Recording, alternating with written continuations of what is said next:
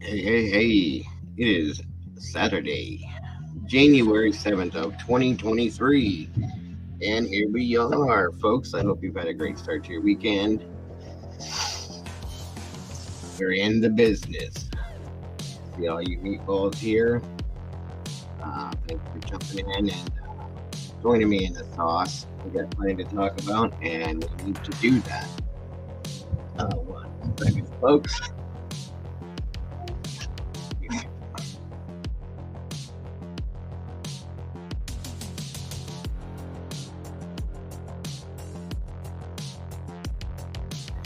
Alrighty. Thanks for joining me today, guys. It's great to see you guys on the weekend. Again, like I said, I hope you all are having a great start to it. Questions, theories, and answers. I am curious, as in most of you are too. So let's see what we got going on, guys. What up? Good to be here. Happy Saturday, everybody. Good to see you all. What is going on? Hope you all are having, again, a great start to your weekend. Hope everybody had a great week. And we're back. Thank you all for joining me here in the sauce today. All you awesome meatballs, friends and family, love you guys. Great to be here with you guys. Let's see what we got here with us on the mic. What's up, brother? Good to see you. It's been a minute. Good to see you here. Good to have you here. Miss Michelle Wilkinson's in the house. Welcome. Good golly, Miss Molly. Thank you so much for being here. I hope I didn't pull you out of bed, my dear, but I'm glad you're joining us today. First strike card. What's up, little brother? Good to see you. Miss Kim Marin. Hello. Thanks for joining us. Getting ready for work again. That's okay. We got to do what we got to do, Miss Kim. I'm just happy to see that you decided to join us while even doing that. So I appreciate you more than you guys know. Well, I hope you know at least. Come on in, everybody. Grab your coffee, your tea, your drinks, whatever you got. Have a seat, get comfortable, and let's talk. Plenty to talk about, in my opinion. Plenty. Come on in, come on.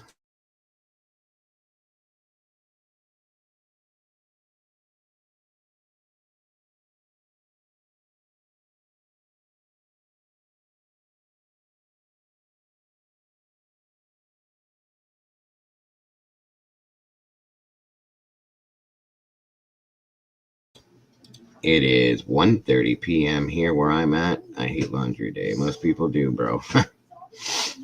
No, you're just being lazy. You're allowed to be lazy, my dear. Everybody is. It's 11:30 a.m. A lot of people are still in bed at that time. Not abnormal. Not abnormal whatsoever.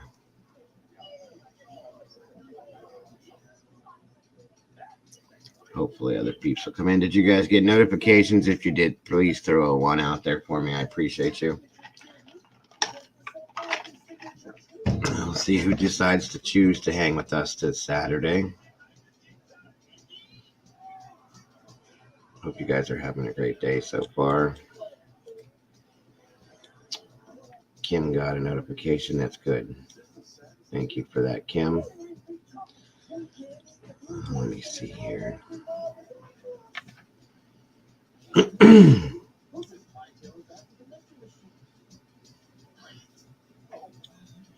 What's up, Fupa? Good to see you, hon.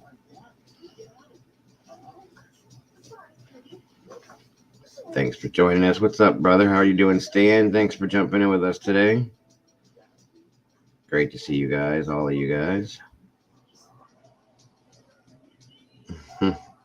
That means I'm always going to be older than you. There's nothing wrong with that. That's okay with me. Good deal, Fupa. Thanks for joining us. So great to see you as always. Cream Puff, welcome. Good to have you here as well. Good to see all you guys, actually. I'll be honest, I didn't know how many of you guys would want to come in here on a Saturday. um, but I do know that there are a lot of questions, a lot of theories, and we do need to find some answers. So we're going to talk about it because that's what we do in here. Um,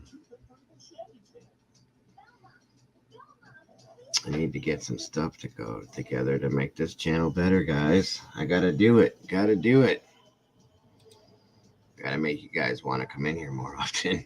That's the other part of it, too. Do me a favor, guys. If you happen to see ads today, please let me know. I would appreciate it just so I can know how often they're going through, if they're going through, and the type that are going through. That's all. It would definitely help me a lot. Again, guys, if you haven't yet, please hit the like button on your way in the door. It definitely helps me out. And if you choose not to do it yet, you can do it on your way out the door if you'd like. Either way, I appreciate that. Very much so. No, there's nothing wrong with that, Poopa. I'm sure you earned that throughout the week, my dear.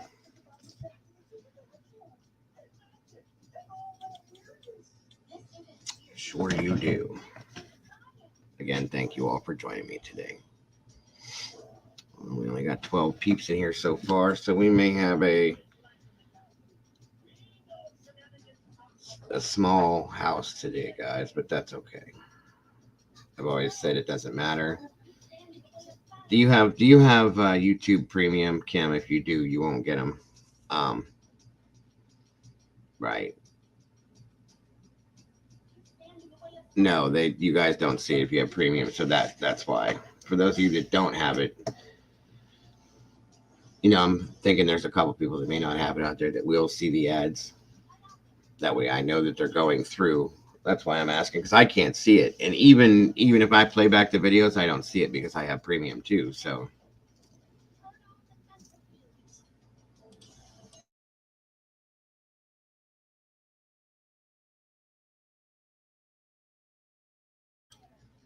that's all. Either way. Oh, okay, Poopa. Good deal.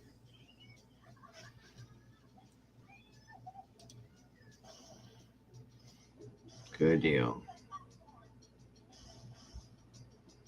Oh, no worries about that strike. A lot of people don't have it. The only reason why I have it is because I'm a creator and it makes things easier for me to do, truthfully. So otherwise, I wouldn't have it either because I don't believe in paying for something like that. I'm one of those hard heads that doesn't like that kind of thing.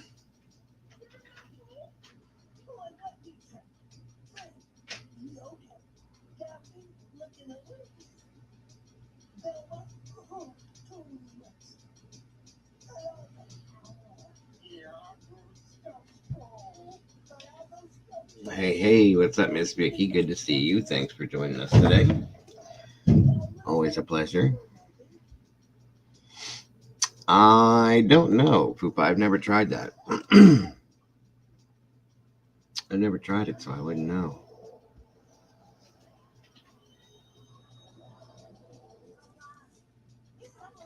I hope you're doing okay today, Vicky. Hope you're having a good start to your weekend.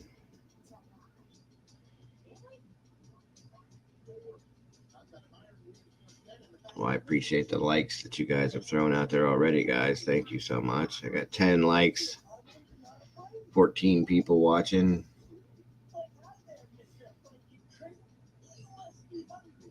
One of these days, I can get myself a full house. That'll definitely help. Oh, okay. I know that I've seen where you can buy or rent movies on here.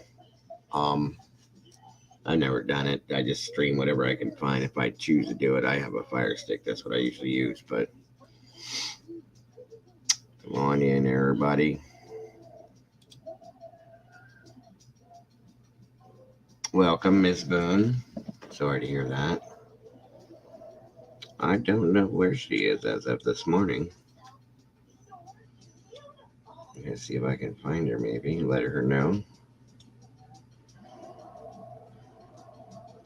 Like I said, some people don't get their notifications on a regular.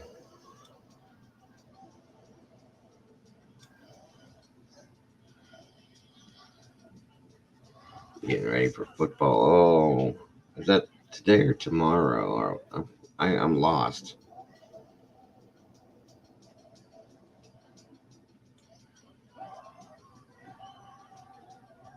Oh, Mama Bear says she's coming. Slowly. She'll be here.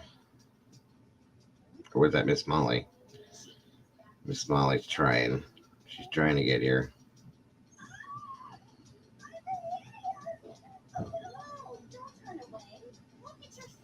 Or maybe I was working at that wrong.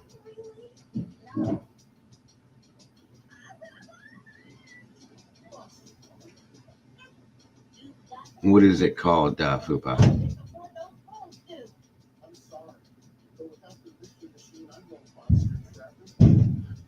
I don't know. I don't know. That's what we're here to talk about today, Miss Molly. Plenty of things that we can discuss because there's some weird things going on, and yeah, that is tomorrow. Yeah, we're playing those crappy Steelers tomorrow. I'm a Browns fan, so.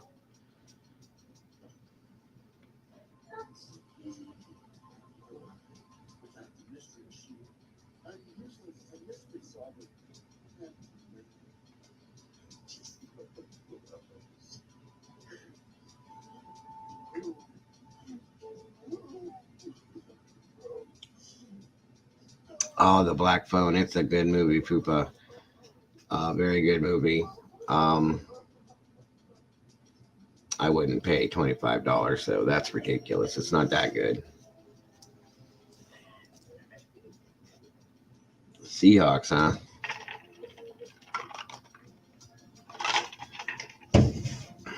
See, now we have a little bit of a problem because I loved Miss Molly. She's amazing. She does so much for me. I really had amazing thoughts about her. I just thought she was the most amazing lady in the world.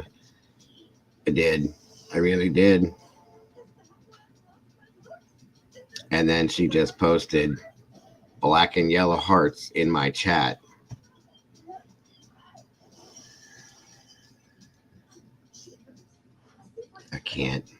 I can't do it. I'm done. Me and Molly's relationship is over. No more. That's it. It's over. We're done. It's done. It was nice knowing you, Molly. I'm over it. Browns suck. You can leave too. Bye, Strike. Be gone. I'll go get a whole bunch of Browns fans and bring them all in here. The Browns suck. This is a Seahawks fan saying that the Browns suck. Are you kidding me? Dude, check it. The Bills. Yeah. I support the Bills right now for sure because of what's going on with Hamlin, but Broncos. That's what I don't understand. He should be supporting the Broncos. He lives closer to Colorado than anything. So what's the point here? Kansas City. Wow, listen to you guys. 21 peeps in here now. Come on in, everybody. I'm safe. I don't follow football. I guess that makes you safe.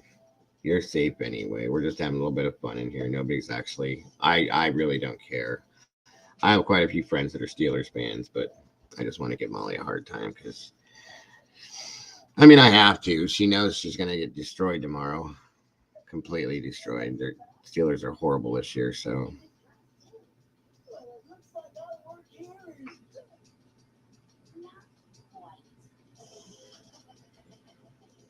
So I guess I have to give her apologies like right now, today, ahead of time so she knows. So I can prepare her. I don't want her to like go into shock tomorrow when Cleveland beats the living hell out of Pittsburgh, but it is what it is.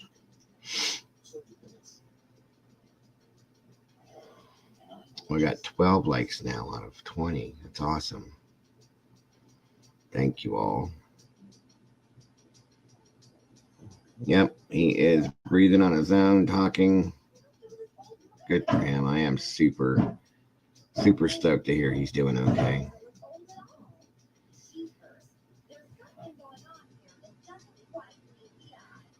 Broncos suck. Oh, would you like them if they were in first place, bud?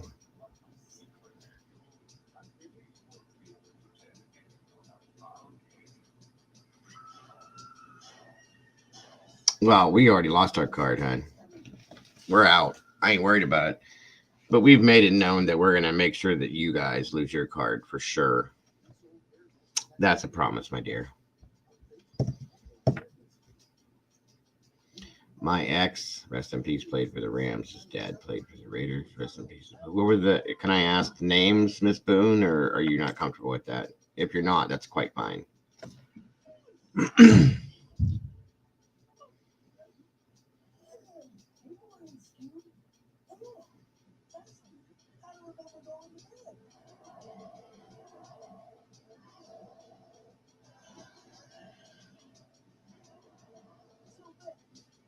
I had a friend that used to play for the Vikings. We played high school football together. He passed away, and it's been in years now, but he passed away from heat exhaustion at training camp, spring training camp, I guess you'd say, for Minnesota.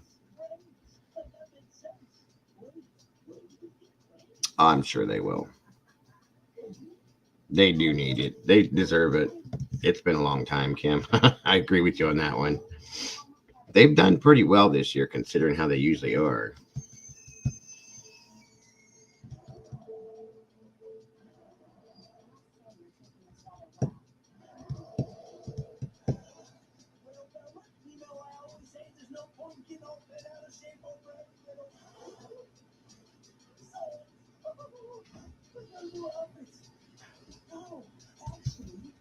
Mark. Okay. No worries, no worries. As long as you're comfortable, no worries. Adrian Peterson.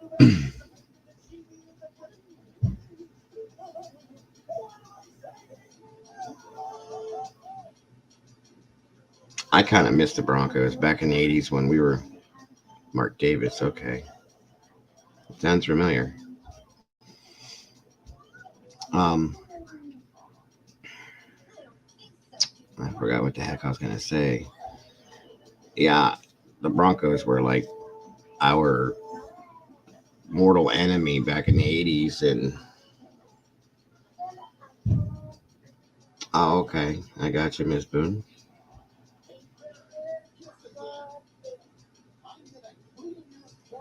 Yeah, I remember hearing that, Fupa. Yeah, I was pretty decent friends, I should say, with a guy named Cory Stringer who played for the Vikings. Um, we played high school football together, and then he moved on to Ohio State, and then moved on to the Vikings. And because they used to work those guys so hard, that's what changed. He's what changed up the whole spring training thing, like that, the water rights that they have, and all that other stuff. He ended up with heat exhaustion and passed away from it. It was a very sad thing. Um, he was a very, very good player too.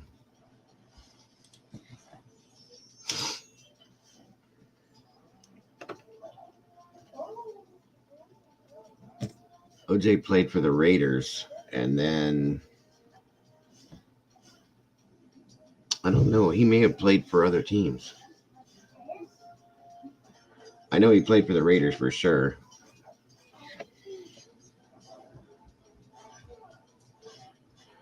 Football is religious to us too. This is definitely a football house.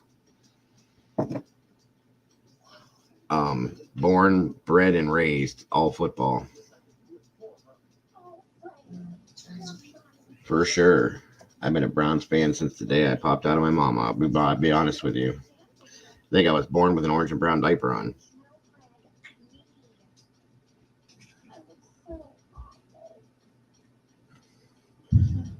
He did drive a Bronco, Fupa, a white Bronco. That's funny.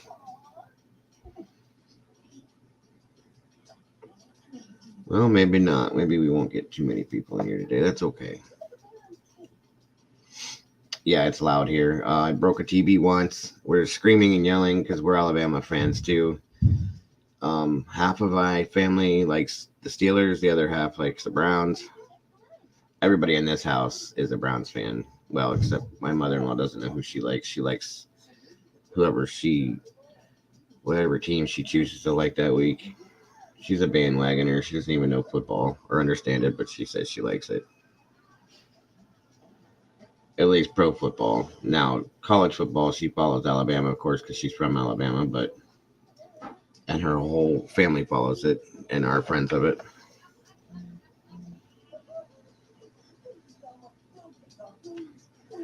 Originally from KC, live in Denver.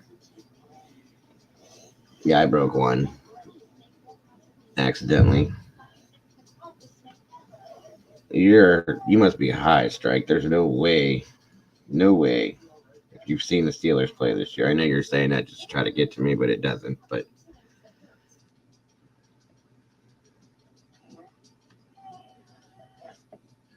oh yeah, I detest Ohio State. I was born and raised in Ohio, and I cannot stand Ohio State. I was when I was a kid. I'll be honest with you.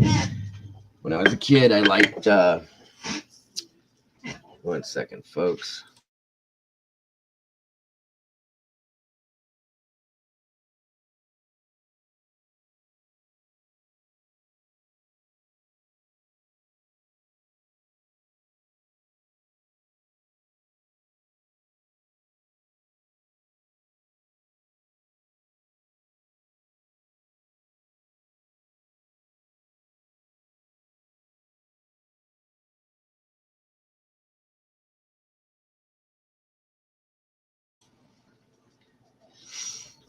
I've recently become interested in golf. I'll be honest with you.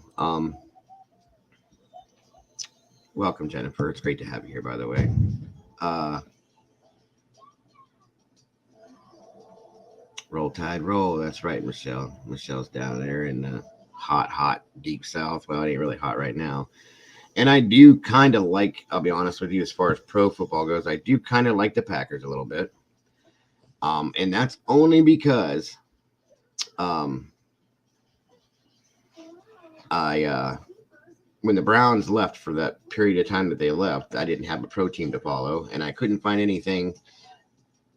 Excuse me, that was close to like the Browns were, except sorry guys, except for um the Packers were the closest thing to like a Browns type team that I could find. So I stuck with them for a while until the Browns came back, and of course here I am back to being a Cleveland Browns fan. And then I rooted for the Giants for a while because my neighbor played for the Giants. Another friend of mine. Well, we were friends with his mother, but he played for the Giants. Mario Manningham. They went to the Super Bowl. I actually got to wear his Super Bowl ring one time. It was kind of cool. Um, and I drank a bottle of when they won the Super Bowl. It's kind of a cool story. I won't drag it out for you guys, but when uh, when they won the Super Bowl, he got a couple bottles of Johnny Walker, like the most expensive Johnny Walker you could get. It was kind of like a thing they got for it, I guess. And one of them went to his mom, and she shared it with me and my wife. And boy, I'll tell you, ho, ho, smooth but super strong, super duper strong. Well, I don't know where Mama Bear is. Miss Heather may not be feeling good. I don't see Brandy. Nobody must like me today. It's okay. It's all right. I'll be okay.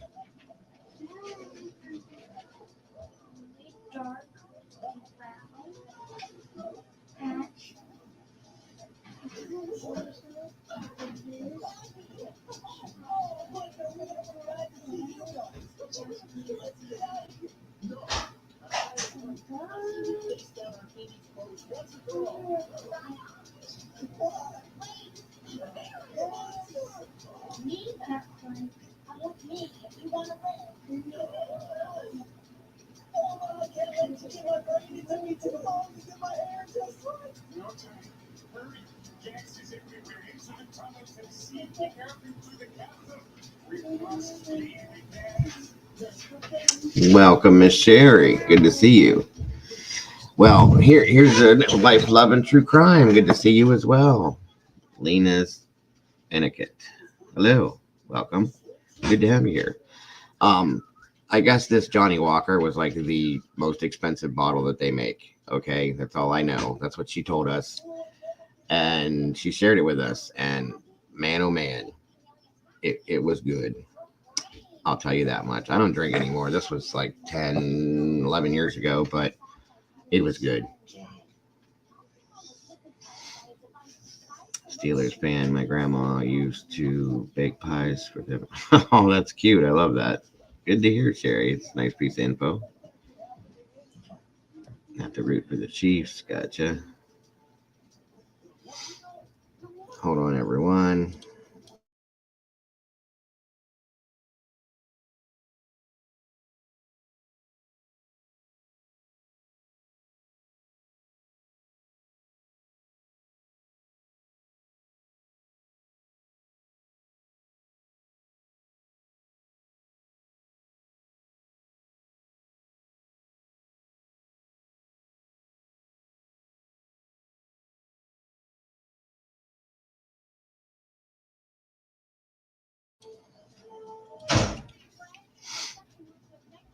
I hope you're having a great day as well, Life and Love. Welcome, Christy. Good to see you.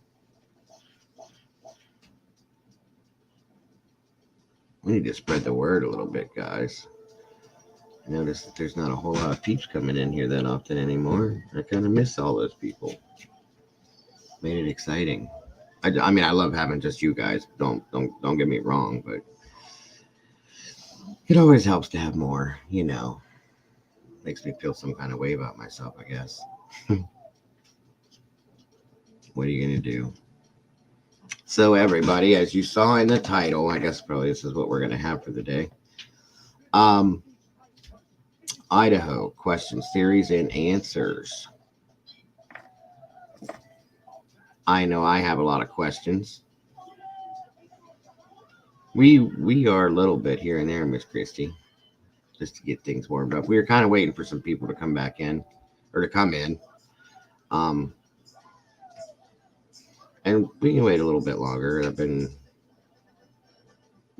haven't been live that long. We can wait a little longer. Some people got to get their notifications and get themselves together and all that. So, Steelers is Pennsylvania. That's right, Poopa.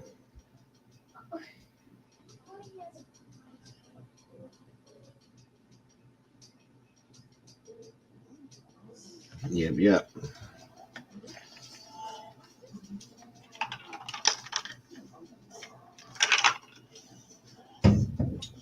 So, who do you like, Miss Christie?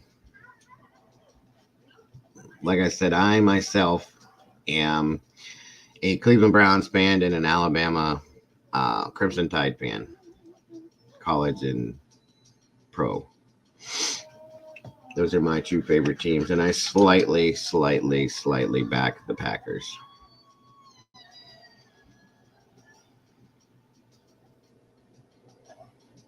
Oh shoot, black and yellow song for the Steelers. Yeah, give me a second, guys. I gotta refill my cup. I thought I did, but I guess I didn't. Be right back.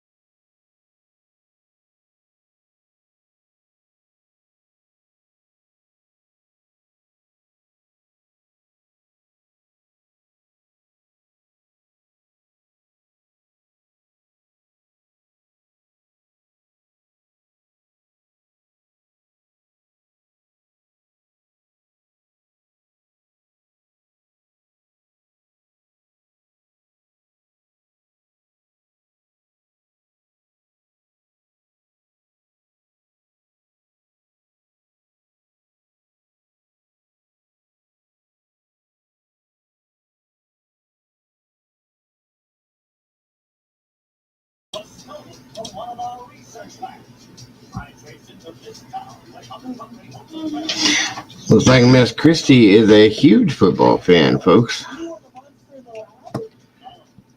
Yeah, it's almost the end of the season, too. I don't know what I'm going to do. I get kind of depressed when it's not football season. It is due from like February till the end of July.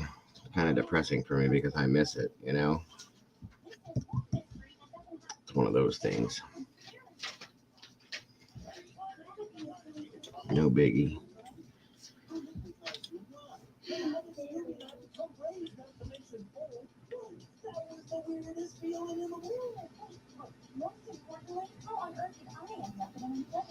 Right. Yeah, I've kind of been following. Yeah, I do get depressed over when it's not football season. Well, it's not that I can't say it.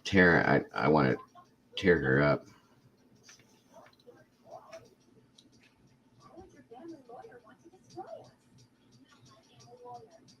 Oh, hold on, everybody. I'm sorry.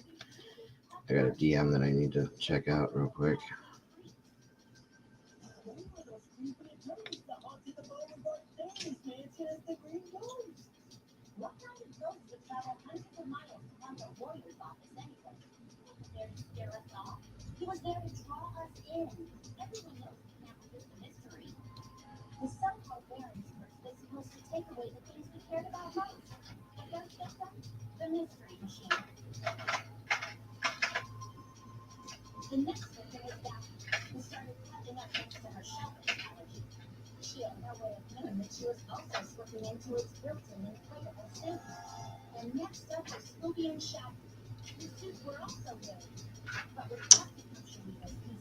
One second, everyone, please. This is kind of an important message I gotta respond to.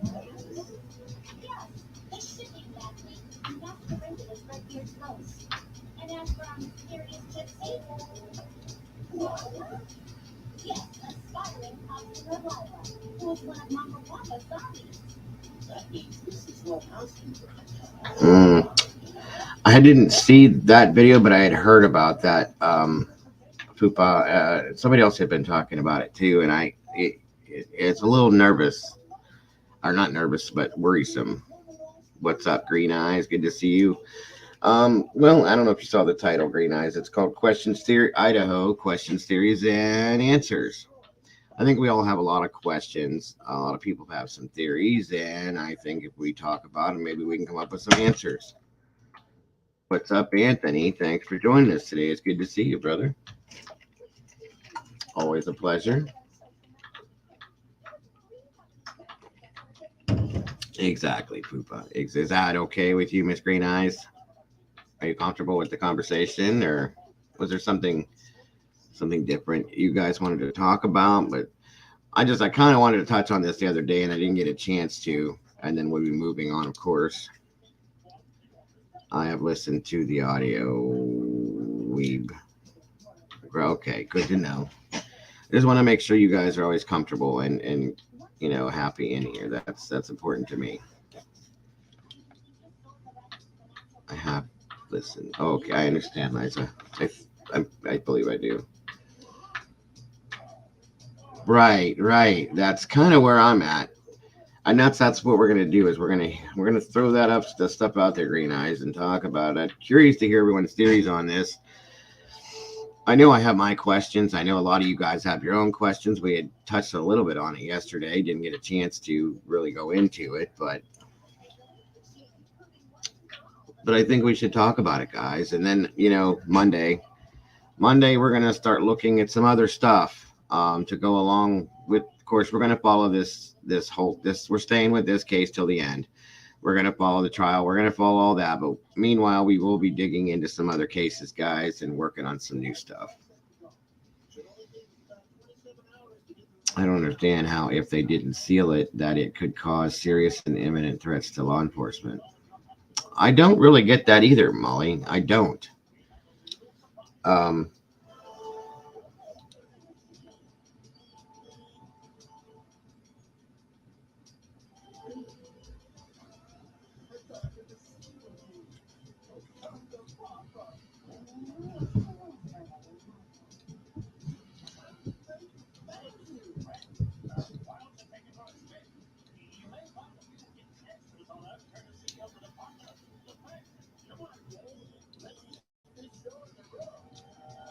it doesn't look like we're gonna have many more people in here, so we might as well just get into the sauce, guys.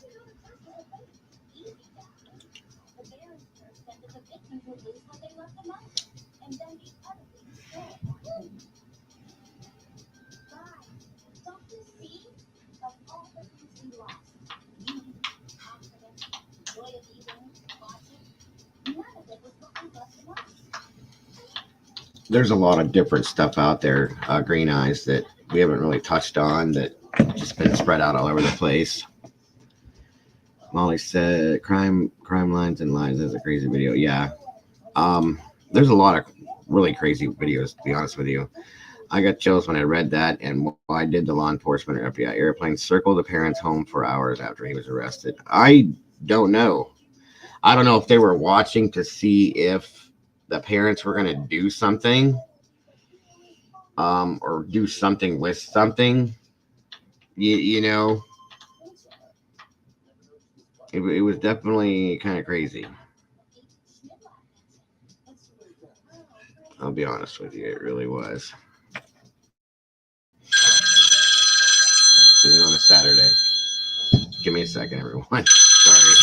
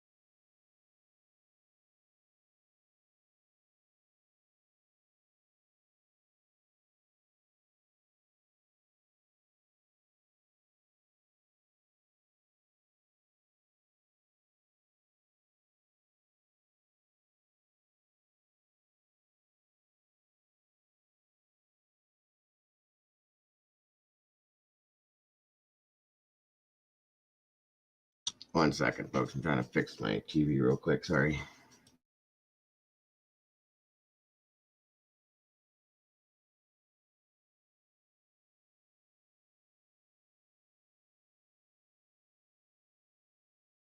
Okay. Well, let me see here.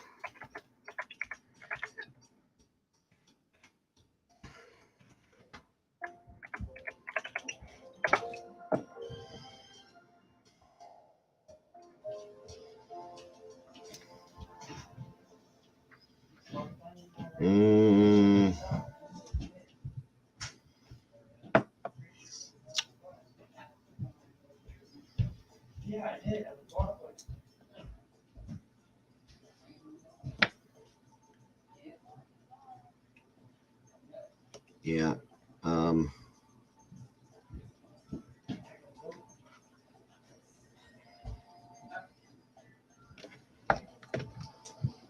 Let me see, guys.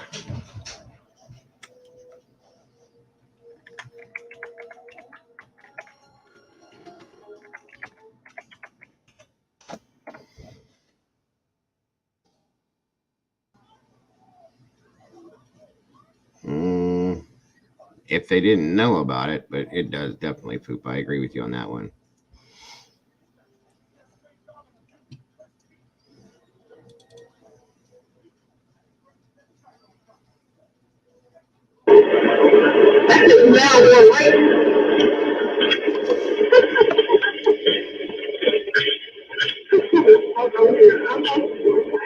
Oh, okay. I see what you guys are talking about. This is the audio you're talking about here. Let's see what we got.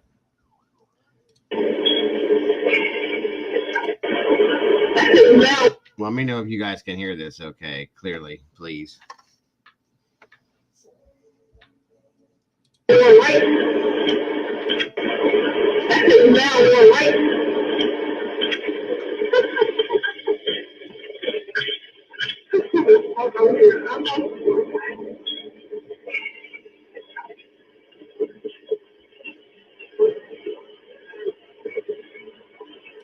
Well, I don't want you to cry, Michelle. I mean, are you guys okay to hear this?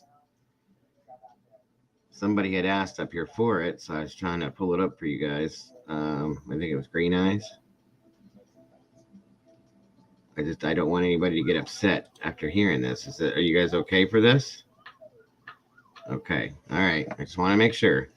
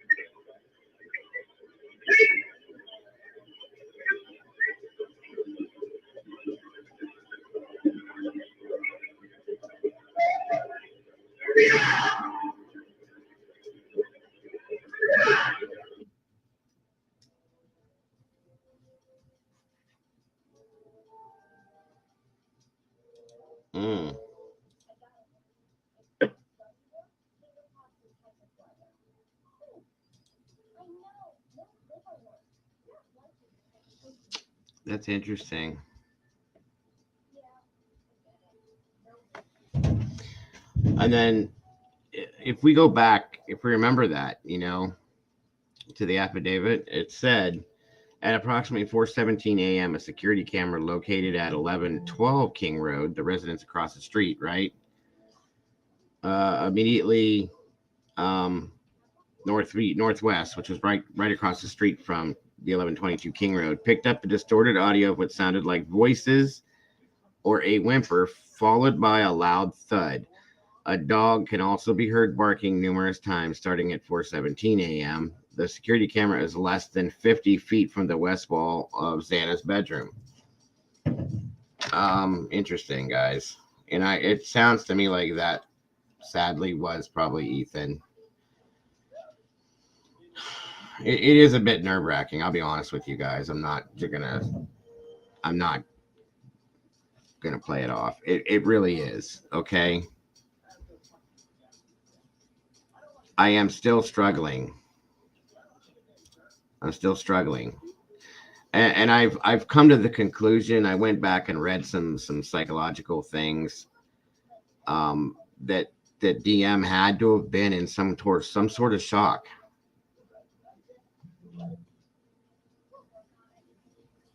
Is a crude, tasteless construction of who knows what. It's definitely. I don't know if it's real. I can't say that it is. Because here's the thing. If this was real, truthfully, would it be out like this, or would law enforcement have this locked down, guys? Come on. Let's think about it for a minute. I don't know. It's hard to believe, guys. This was saying that this was picked up at 4:17 a.m. from the neighbor on the northwest security camera, okay?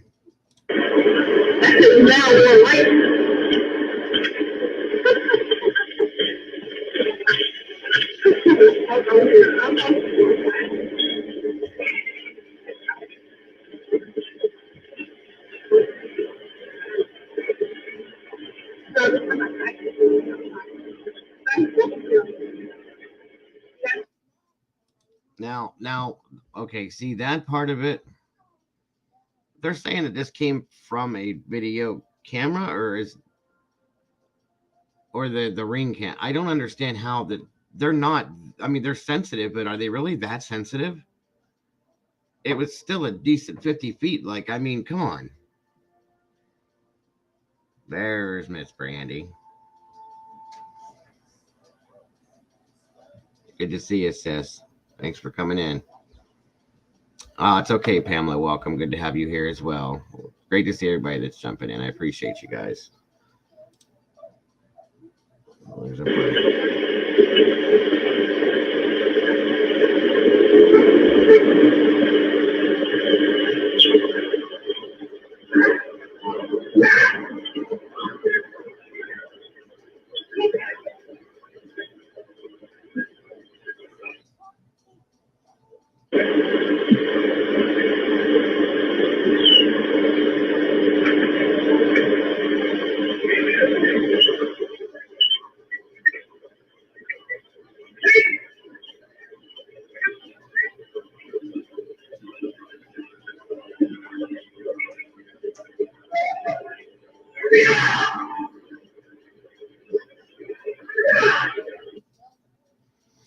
Now, let me ask you something.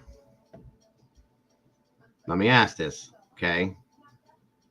And I'm not doubting anything that DM has said or that BF has said, okay? What's up, sis? Thanks for joining us, hon. But if that was heard across the street 50 feet away, do you think that wasn't heard inside the house? I'm asking. This is what today's about. Questions, theories, and answers, guys. It says that this was 50 feet from the northwest corner, which was Xana's bedroom, guys. Now, honestly, there's Miss Heather. What's up, sis? It could be faked like the other one, and it very well could be. 50 feet, and the sound of an entire neighborhood, and it picks up whatever that is. That's what I'm saying, Liza. Like, it's like right next door. Right. No, I understand. But again, 18 feet away, according to Google, a ring cam can pick up noises. That's fine, Christy. I get that. Okay. Why didn't they hear that in the house, though?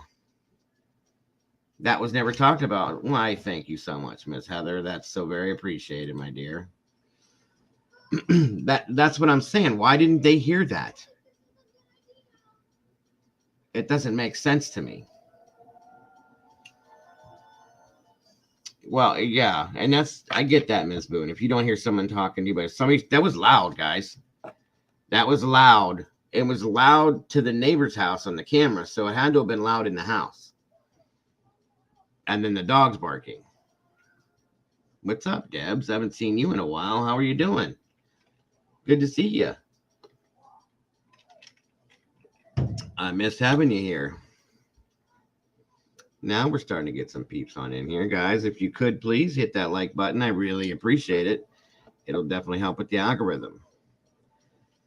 Doesn't sound echo in weird directions. It does. It does. Sound does carry off. And if it bounces off of different surfaces, it will send it in another direction, which sounds definitely weird. I heard DM came out of her. Yeah, that's what it said in the affidavit, Christy, 4 times. That's what I was struggling with. That was loud and not a normal scream like someone partying. Thank you. That's my thought, Green Eyes. That's exactly what I'm saying. Wow, it's so great to see you, Debs. It's been a long time. I'm glad to have you here. I really am.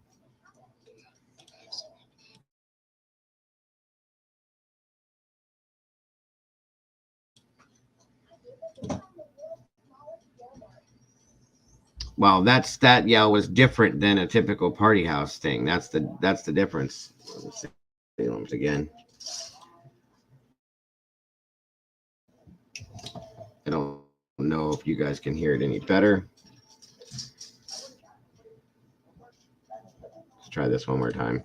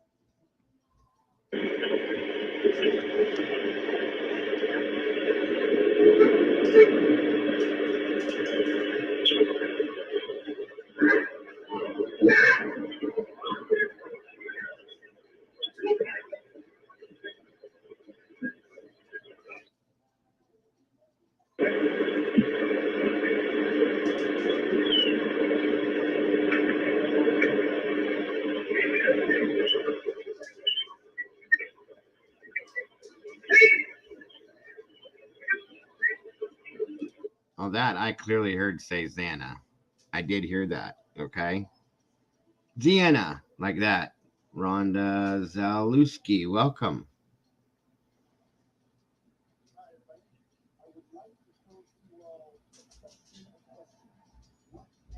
I was told if played on phone, you can tell better, but I don't know. Well, I can try it. Let me see. Welcome, Rhonda. It's great to have you in here. Give me a second, guys. I'll see if I can pull this up on my phone instead. Oh, okay. Well, we miss you too, Miss Debs. Oh, don't tell me my phone just died. Yeah, I heard him. I heard a male voice say Ziana like that. That I heard. Clearly. Yeah, they probably definitely can.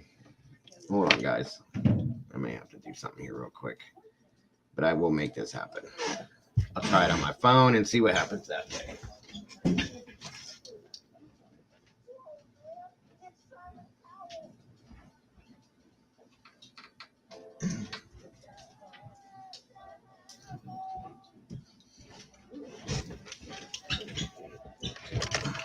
It is great to see you as well, Rhonda. Hold on, everybody. Give me 1 second here to get this plugged in. Sorry, my phone died.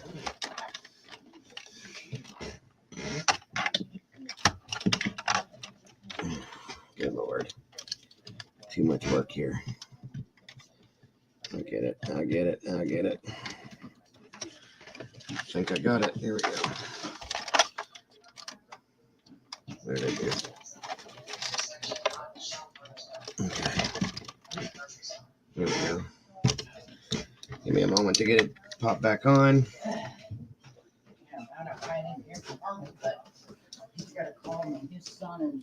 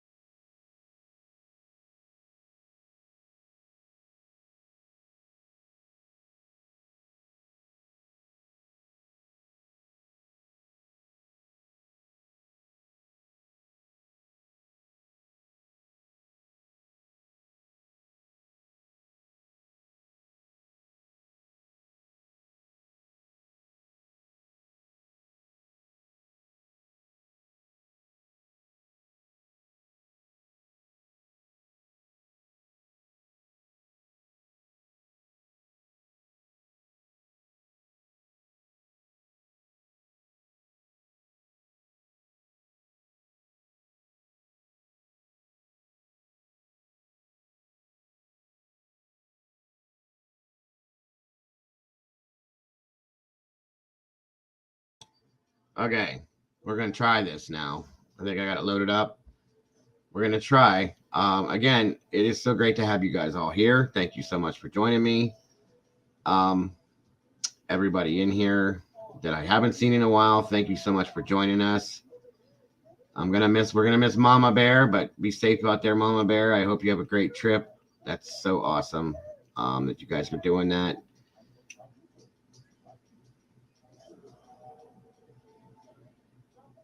Yeah, I understand that, Brandy. Thank you, Fupa. I appreciate that.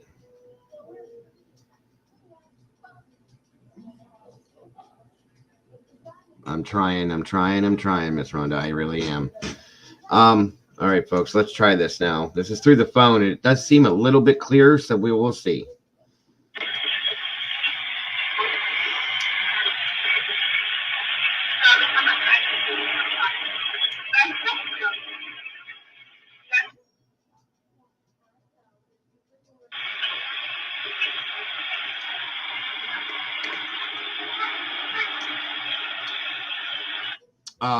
I'm trying to. We're playing. It was supposedly a leaked audio from the ring cam from next door, Popper, and I played it through the system, my computer system, but it's so like fuzzy and loud, and somebody said that if we tried it through the can with their phone, that it may reduce the audio, the white noise in the background, and clean it up. You know what I'm saying? I don't know of any other way to clean it up. I tried with the one audio program I had. It didn't do anything. This is the best, so this is probably the best I'm going to be able to do. So that's all. But anyway, let me finish this and see what we hear, if we hear anything different.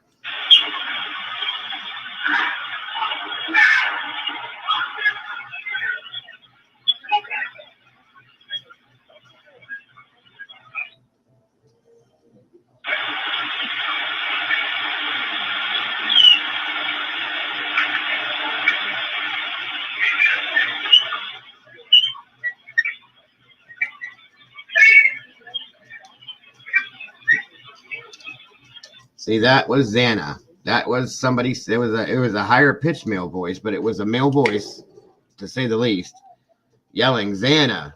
I heard that clearly.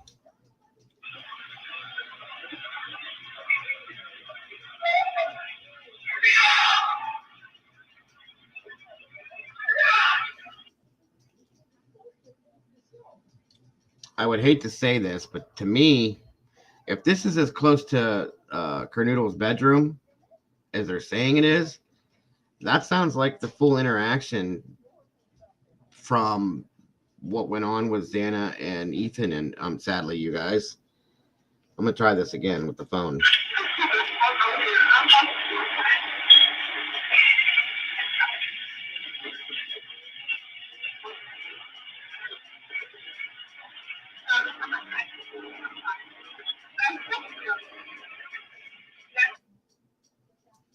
Okay, now I'm guessing that was Xana talking and laughing.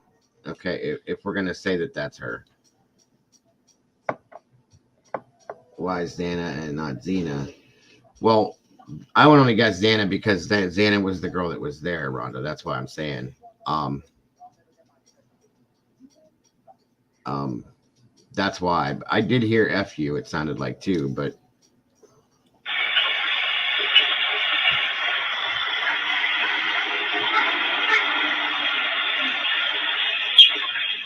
no, that was Murphy barking. I could hear a dog barking in the background. Okay.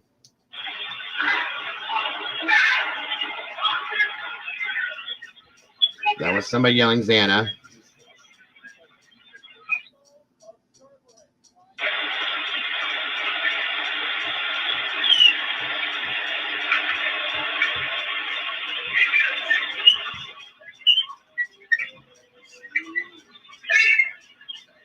That is Xana. Help him.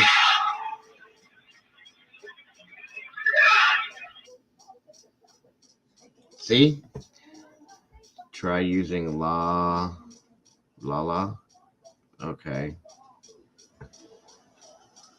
1 second, folks. Let me see.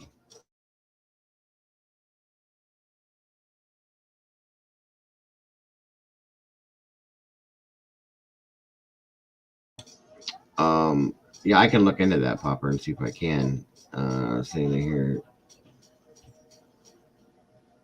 Okay, yeah, that I didn't catch, Poopa, but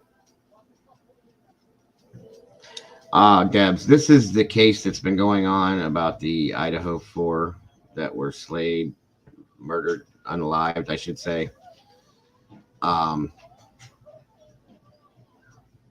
In Idaho, and they have the guy caught. And this video or this audio is from a right.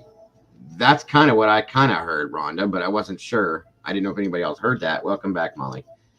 But that's what we're talking about, Debs. That's that case. We've been working on it pretty hardcore from day one with it. So, and we just like the title says, questions, theories, and answers. We've all got some questions as to what's going on with this, as to why things are the way they are, and hopefully talking about some of this stuff can give us some answers. So that's basically what we're doing today, Debs. I know you've been out for a little while, but we can get you caught up with no problems, none at all. All right, I want to do that one more time. I'm hearing something. I'm not positive what though. I've heard some words for sure. Okay.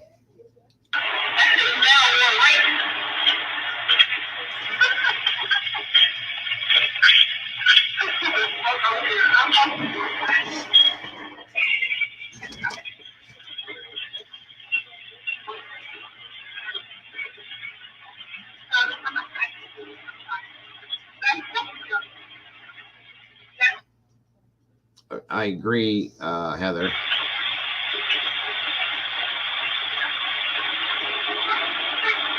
There's the dog barking.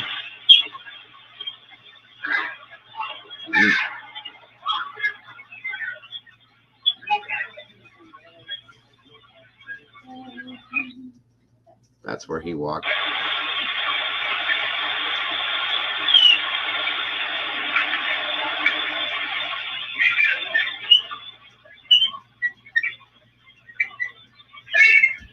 Anna.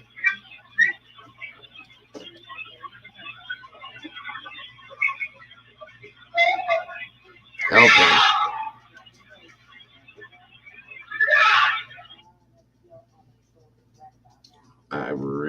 I very sadly think that was the interaction with Ethan, Xana, and the suspect.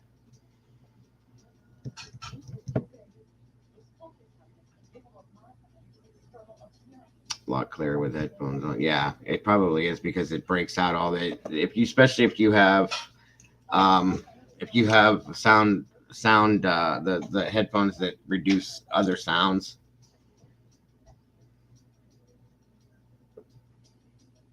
Very possible, Fupa, and it is absolutely awful, Heather. And then you can hear her say, "Help him."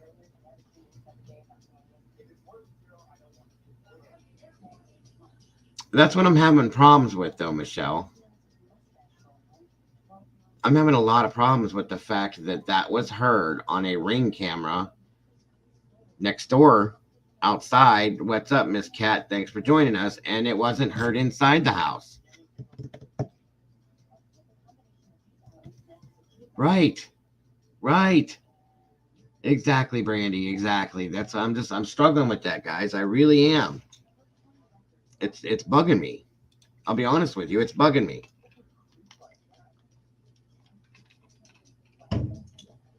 What's up, Red?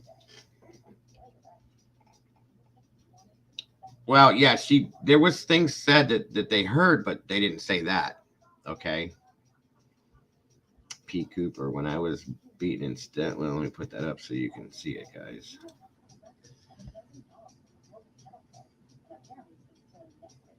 You know, it was a Saturday night. Right.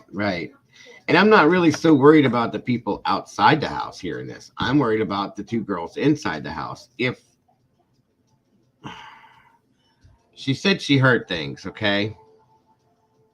back to the affidavit, right? Back to the affidavit. Let me see here. What did it? I had it, piece of it up here. 1 second. Or I have it, the typescript for it, transcript, sorry. At 4:17 a.m., a security camera located at 1112 King Road, which I believe is right next door, okay? Immediately to the northwest, picked up a distorted audio of what sounded like voices or a whimper, followed by a loud thud, which could have been E hitting the ground, okay? Or a door slamming, but a loud thud, mind you. A dog can be heard barking. I heard that clearly numerous times. Starting at 4:17 a.m., the security camera is less than 50 feet from the west wall of Kernoodle's bedroom. Okay, so that's my issue. What's up, Tony? Good to see you, bro.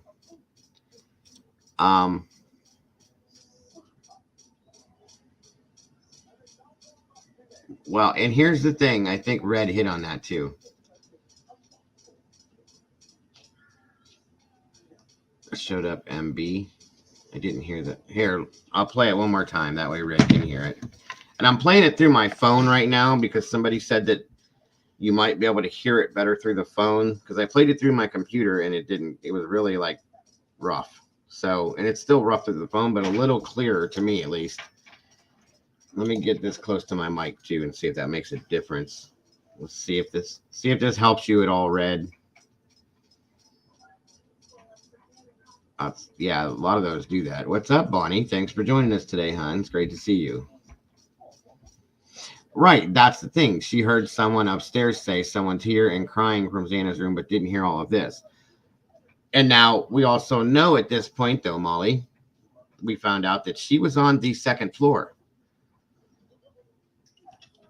as to where we thought she was on the first floor. So she was very much closer to the third floor and directly around the corner from Xana's room. Remember that.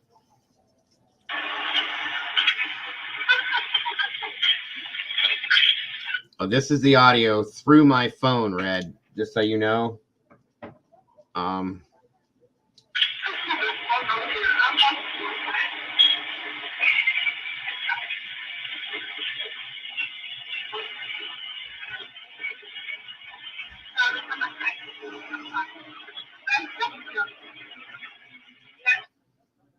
Okay, there's a break in the audio right there.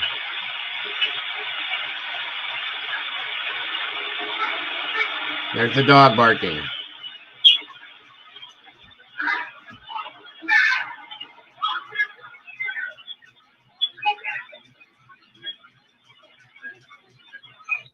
That was a male voice saying no.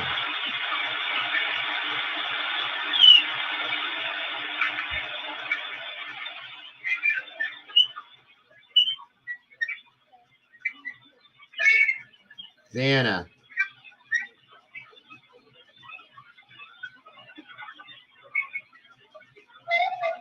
Help him.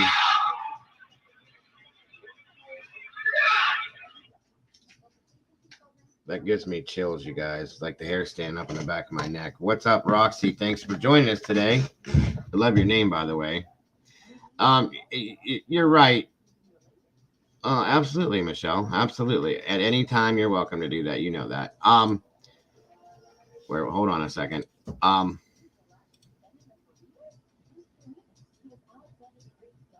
I thought she said help him, is what it sounded like to me, Bonnie, but I could be hearing it wrong because it is not very clear. 1 second here.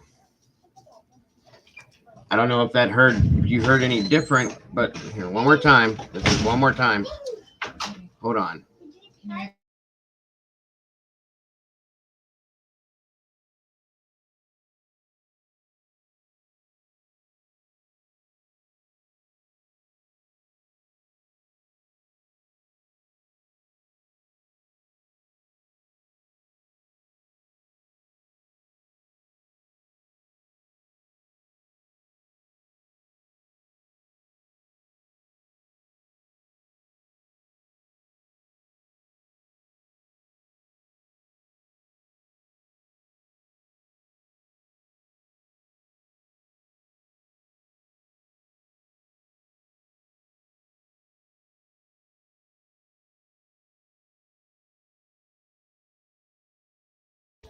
All right, I'm gonna do it one more time for red, and I'll give you guys one more here on this, and then you can call in Michelle, and we'll talk about it then.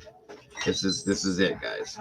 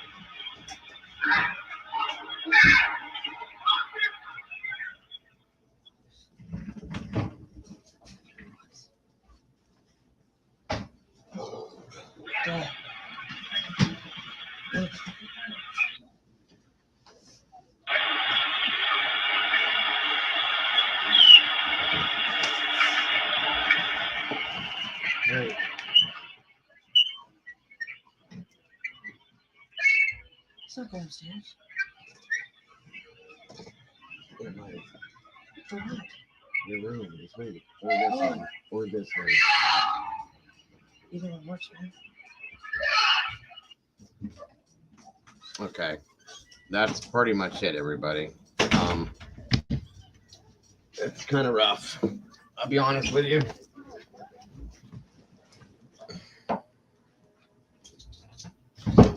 I might give him my chair for this. I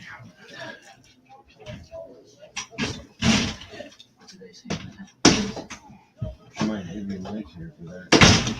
That one's too low. This one comes up. Dad, you sat in it so long that the That butt, one comes up. the seat, Yeah. where your butt is.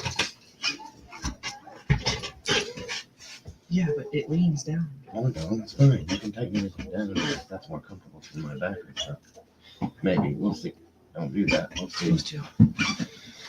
I might.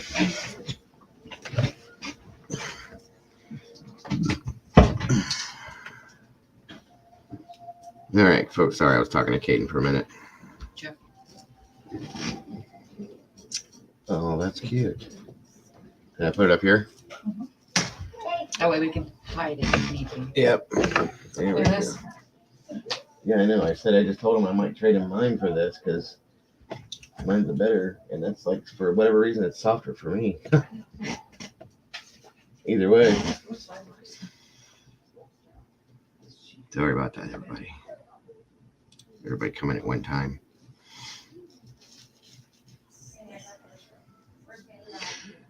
Yeah, I mean, the only place I can find, I found it a couple. Somebody DM'd it to me, and then they emailed it to me. I know who said it in here. Crime Lines and Lies has it on her or on their Crime Lines and Lies. They have it on their channel, and it's called Leaked Audio. Is it real? So if you guys want to pull that and grab that, maybe you can run it through a better program. Right, that's what I thought too in the very beginning. Molly, that was when DoorDash was there, and that's why they were maybe she was laughing, having a conversation with him, shut the door, and then because to me, based on what the affidavit said, to me, I took that as DoorDash and the suspects showed up roughly at the same time, one in the front, one in the back of the house. It's kind of weird.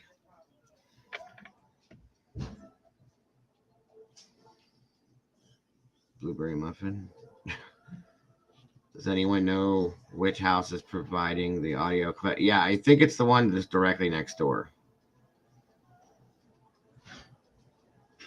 I don't really have too much to say, Debs, because I don't know how true that is or what the deal is with that.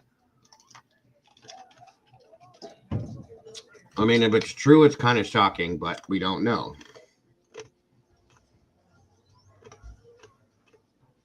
Right, Molly. 50 feet away, exactly. But yeah, that's a little bit off, Debs. I agree.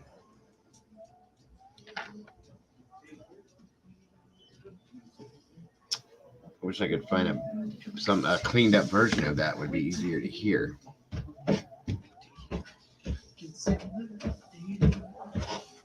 Um,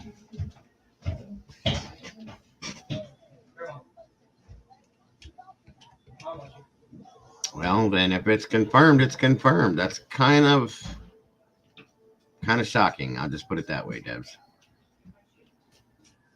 Yeah, I'm kind of disappointed. I'll be honest with you. Definitely disappointing. Hold on, folks. I gotta switch something out here. Hold on.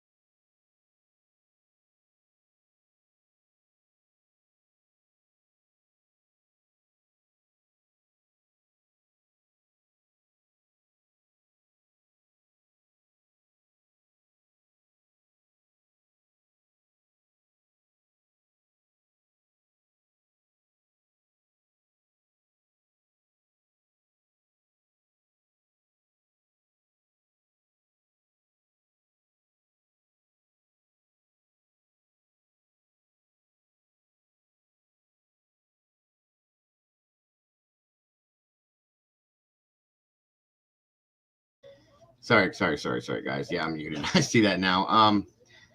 Again, Charlie is somebody that I'm friends with, and that we both follow, and they don't. A lot of them don't know what that's all about, Debs. When I first started on YouTube, it was about that kind of stuff, and here we go. So, hold on, Cadence, right here.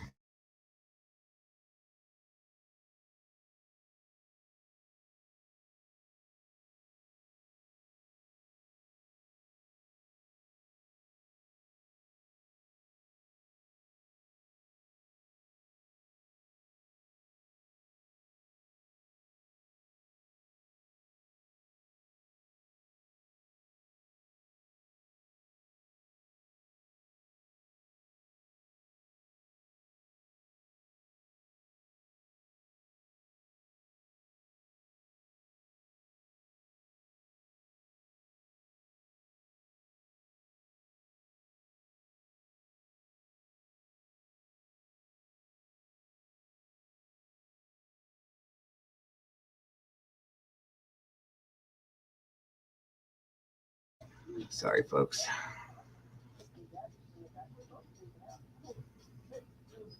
I didn't have to get you a chair at all.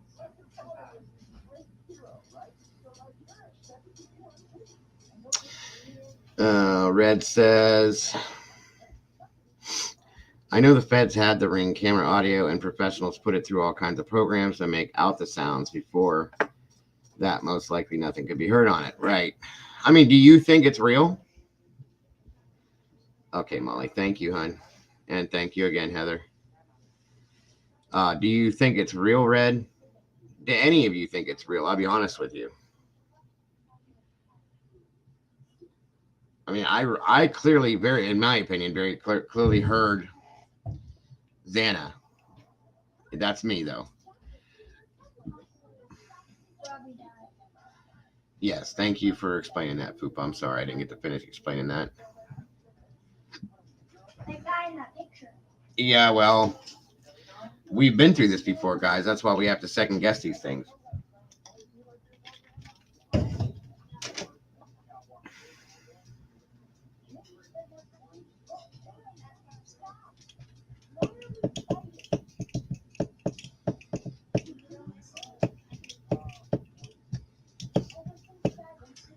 Yep, I am doing that, Miss Molly. Oops, sorry. And then, like again, Michelle, you're allowed to call in anytime you'd like to, my dear. Like I said. Hold on. Let me get off of this for a minute to make sure that my volume's turned up. There's that. Hold on, folks. Let me pull up the email.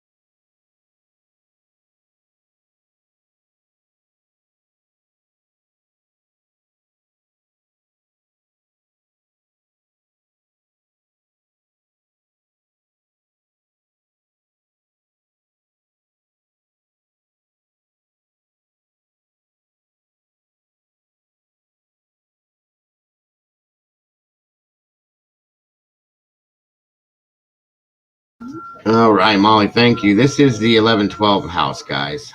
Um,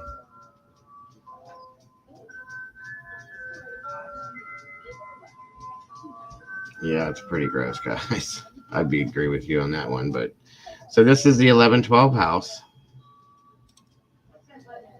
And you see where this is, here's the house right here. Okay. This is 1112. So it's kind of like diagonal now. Right here, you see these two windows right here, you guys? That was her room. Okay.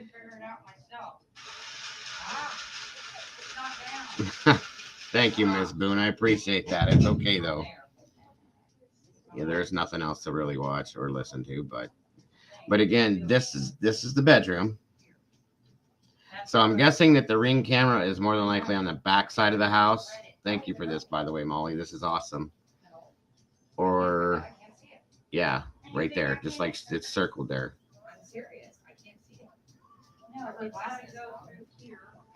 All right, let me go this way now.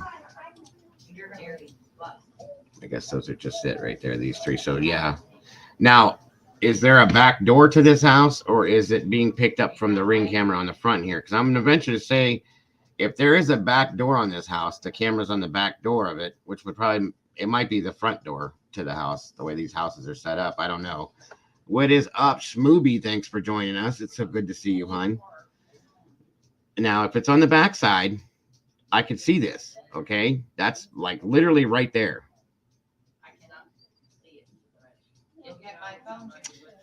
I'm honestly, Brandy, I've watched a lot of psychological aspects. People talk about this, doctors, whatnot, and I think it's shock.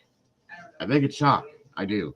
I think she was in shock and had had no way as to her brain did not allow her to react. I'll just put it that way.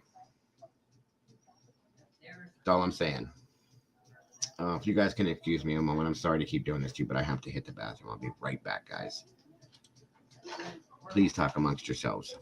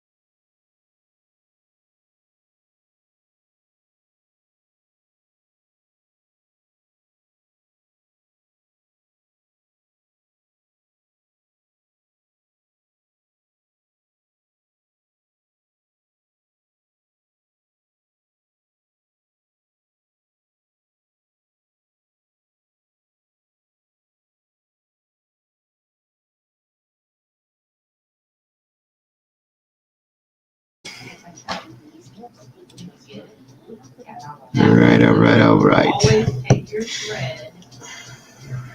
That's okay. That's okay, Schmooby. Right, right. Yeah, this is the house, guys. 11, 12, and then this is the house that it happened in. These two windows here, for those of you that don't know, this was Cornudo's room right here. Okay. So I'm gonna have to guess that there's a Ring camera on the back, on the other door to the house, and it's kind of level with that window. You see what I'm saying? And it's less than 50 feet from there to there. So yeah, that would make a lot of sense, guys. So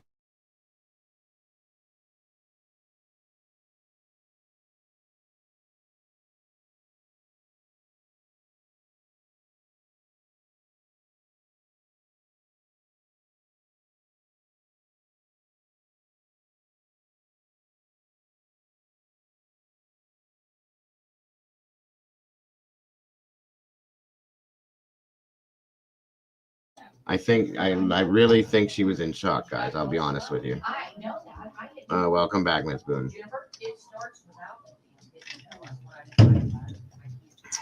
Yeah, I get it. Red, I agree with you on that one.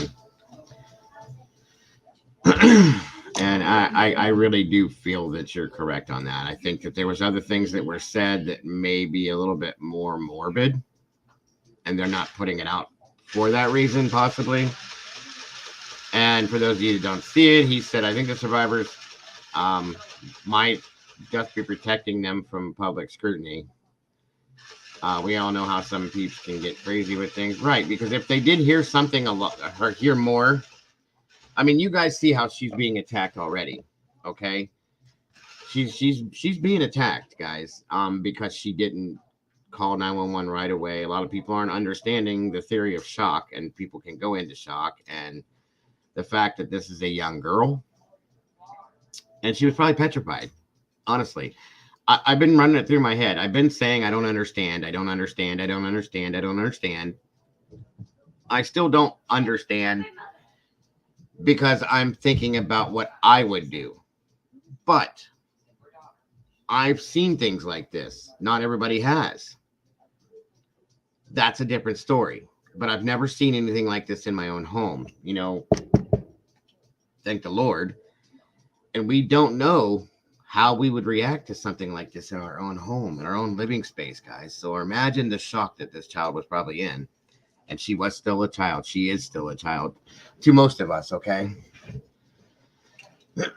You know, this girl she's in college. She hasn't been out of high school very long. She's not been away from her mom and dad for very long. She still has childish instincts, I'm sure. Panic instincts, you know. What do kids do when they have nightmares or they hear scary sounds? It's an automatic instinct to go hide. And the one other thing we have to remember is that she was drinking that night. We're guessing, okay? We were told. And was probably scared to death, you guys.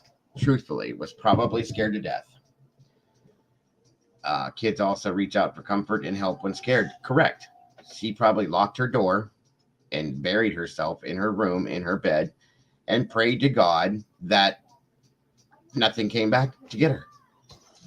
You know, I think Red might be right. I think there very well could be more to this than what they're telling us, because it's to protect them from the public scrutiny. I agree with that, Red. I really do, because what they're getting right now is probably nothing compared to what they could get if there was more to come out. Right, and that's basic. That's the basic logical answer to that. He's absolutely right, you guys. From a psychology standpoint, when you don't understand something, or when you say I don't understand something, typically it's due to the fact that there's not enough information on it. I mean, that's just a generalized statement, guys. It's facts. If we're not told something completely, or if we don't know something completely, then we're going to say, I don't get it. I don't understand it. It doesn't make sense. That's how that works. Welcome, Cheryl. Thanks for jumping in. It's good to see you.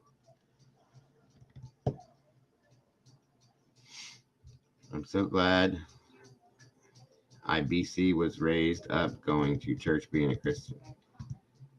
Oh, that's good stuff. That's always good.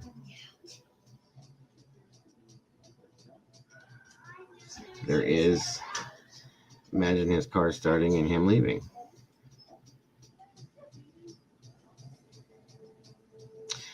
But not text or call people in the house. Maybe her family cops. I mean, this again, Heather.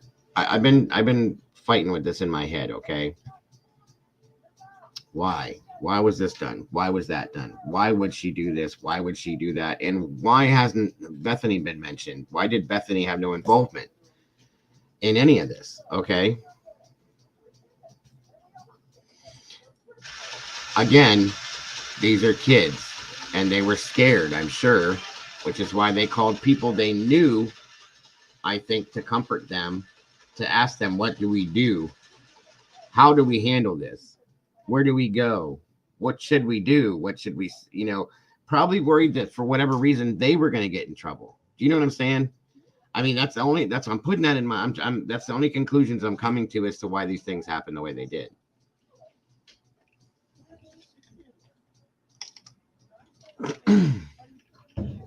Right. I agree. I do agree.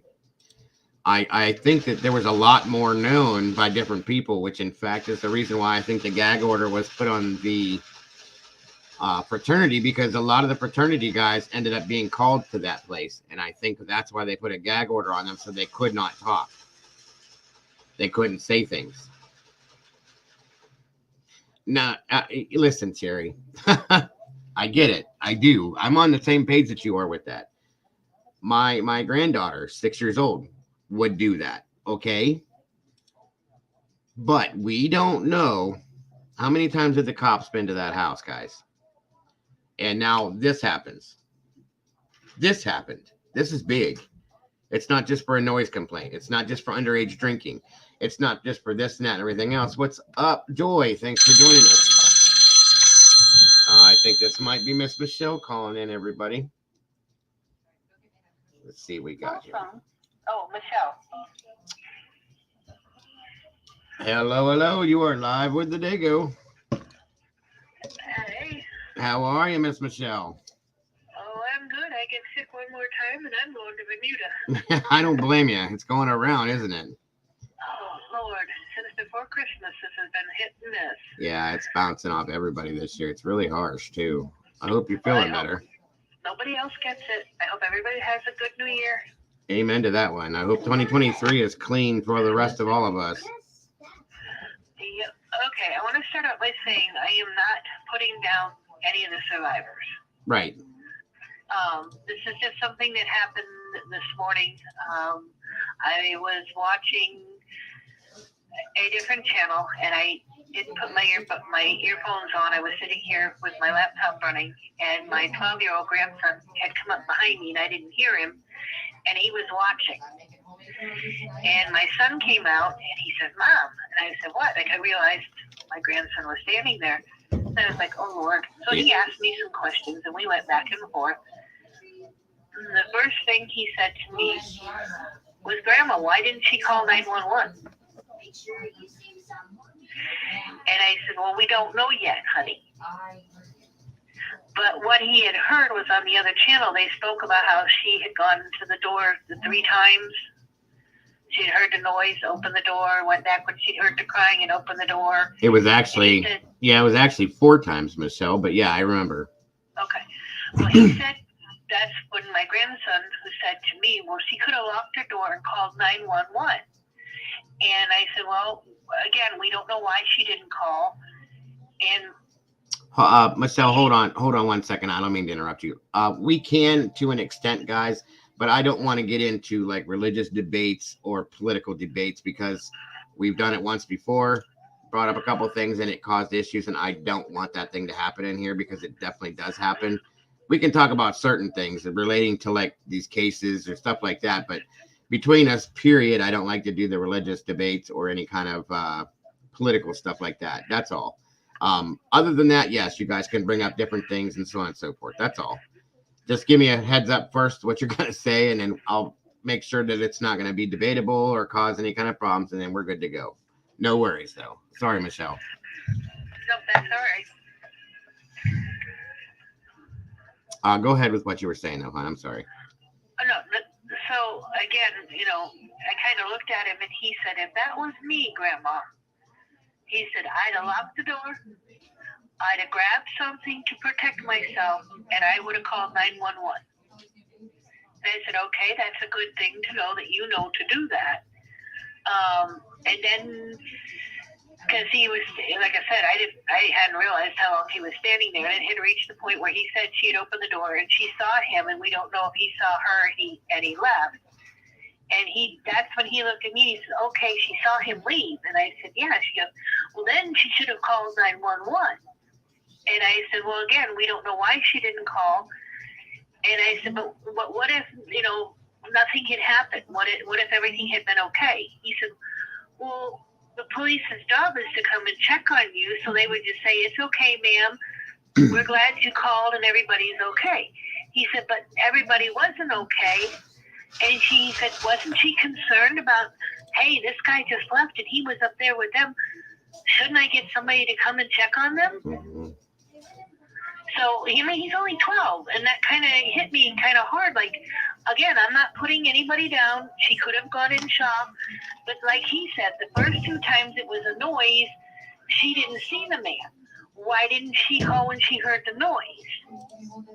Well, Or it's, let me, since you said that, let me ask you guys a question. This goes to you too, Michelle. Red said there's a very grand possibility that they have whittled this down to very small pieces. And we did see there was almost an entire page redacted from the affidavit. You saw that when I read it to you guys. I showed it to you.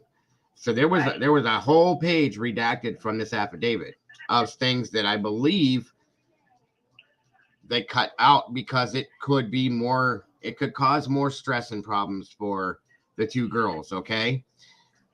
Now let me ask you guys a what if question. And I'm being very serious because I've been thinking about this pretty hardcore for a couple of days now, guys. I'm gonna reenact this with you real quick. Welcome, Jody. Thanks for joining us. Okay. What actually happened was she opened the door, the couple times she did, and the last time she opened the door, she saw him. Yeah, his footprint was at her door, Sherry. That's correct. So he was right there. Okay, he walked right up. She said she saw him approaching, dark figure and dressed in dark, with a mask on. Noticed the bushy eyebrows, which, okay, the lighting there had to have been a porch light on in the back for the lighting to come through the sliding door for her to see that, I would guess, if it was dark in the house. So anyway, getting past that, she saw him approaching her, and then he goes by her through the door and out.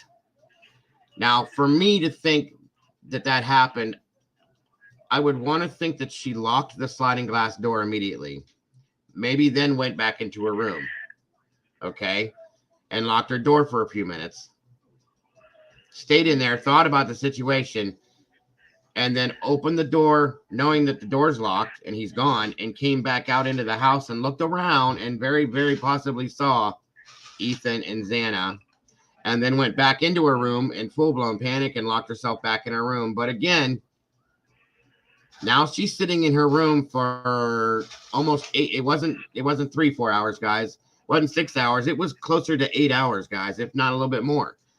And stayed in that room where she had a phone and a charger and all of that, and didn't pick up a phone to call anybody at the frat house, any other friends, any family members, police, nothing, but sat in there. So I'm going to say that she was in shock after seeing what she saw. But now we have this problem. 11:30 a.m. rolls around. 8 hours later, I'm just going to call it 8 hours, okay? 8 hours later, and she comes back out of her room, and Bethany obviously gathers Bethany, and there they see them again and run out of the house, then calling 911, and one of them passes out, one of them hyperventilates, whatever it was. That's That's my what I think happened theory, because I don't think that after hearing the things she heard beforehand that she says in the affidavit, okay, after hearing those things and then seeing this person come towards her and walk out of the house, she had to have automatically locked the door. I'm just gonna have to say she did that, okay? And it's hard for me to believe that she did not go look in the direction he came from in her home to see what was over there, where he came from, and what could have happened after what she heard. That's the problem I have. I'm not saying that she's lying. I'm not saying that she's not in shock.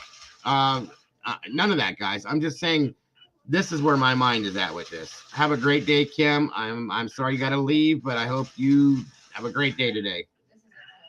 Bye, Kim. Have a good day. So that's what I think. Well, here's another. I'll take it from where you left off. Where my mind goes is she does the whole open door, shut door. Sees him leave. Now we don't know whether or not did she maybe show, hey, you guys okay up there? Hey, is everybody up there? Or why didn't she run down to Bethany? Yeah. Knock on the door, Bethany, and what's going on? Why are you waking me up? And then the two of them go from there. Right. So she just goes back into her room, which I understand. If you're scared, you go into flight or fight. I get that.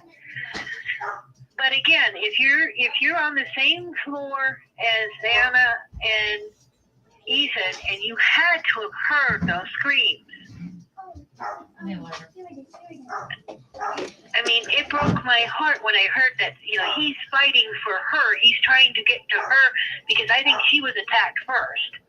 I think he went to get the DoorDash. That's when he went in and got her. And he's coming in. He meets Ethan at the door. Oh, wait, is your little one around? No. She's in the other room. I think the opposite was, I think that she went to get the DoorDash, and that's what the laughing was that we heard when she was talking to the DoorDash guy, and then came back in, and then he came around the corner like simultaneously, I think. But go ahead. Oh, well, see, because on the other channel they were saying it was the owners that you hear doing the laughing, and then it switches to the house. So I'm not sure. Okay, I got you. That's why I was thinking he ran down to pay for the DoorDash, and then he was coming back to her, and because you hear him, kind of yell at the guy like "get out," and then there's a scuffle, and then So that's how I pictured it. I could be completely wrong, but again, it comes back to we don't have enough information, right? But it just seems to me, thinking back when I was about her age and got my first apartment.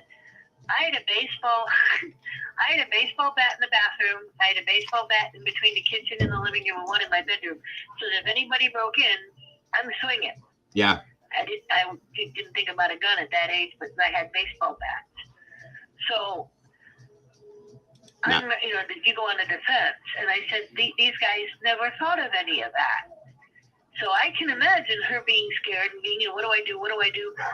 But then I've heard, and I could be wrong, that she was on TikTok during those hours or something. If I'm wrong, somebody tell me, because I've just kind of been recently hearing that. I heard it too. So it's like, why would you go on TikTok but not call the law if you thought something was going on in the house? And people are taking that and a few other facts, and they're saying that she's involved with this. I'm not saying that. I'm not saying that, and I won't say that unless somebody else, Ellie, comes out and says she won't. Right. I will never say that. Exactly. That's not. It just. I just don't know. I just don't know, you guys. This is so. Liza's right. The point is that the whole thing is a mess. It really is.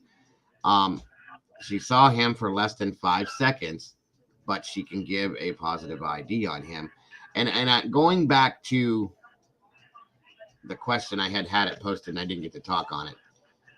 Why didn't he go after her? And I think that at the point that they saw each other, the dog had been barking. There was all that screaming and yelling.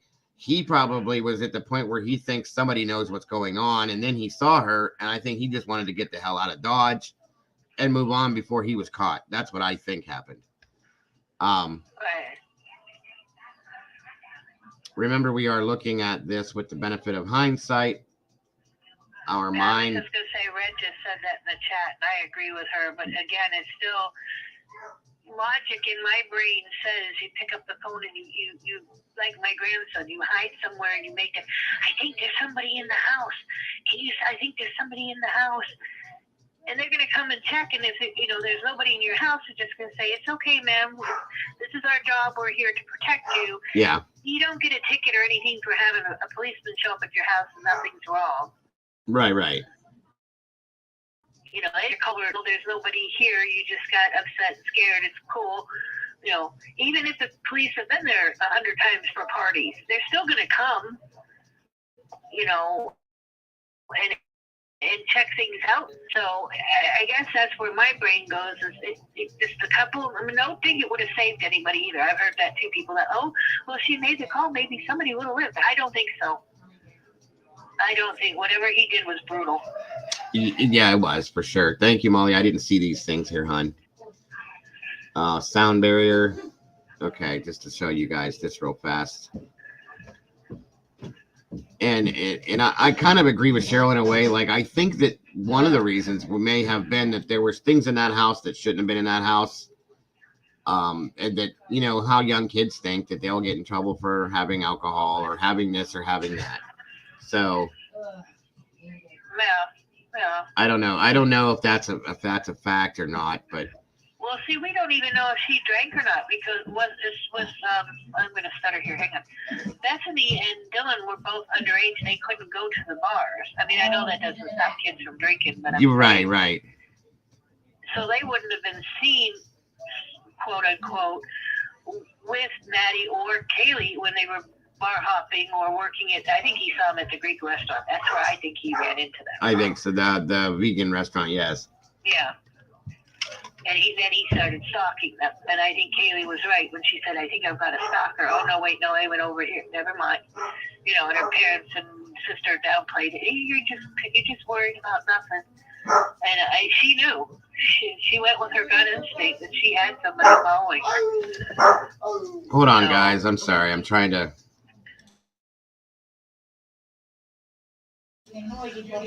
All right. Welcome, Lady P. Good to see you. Lord. They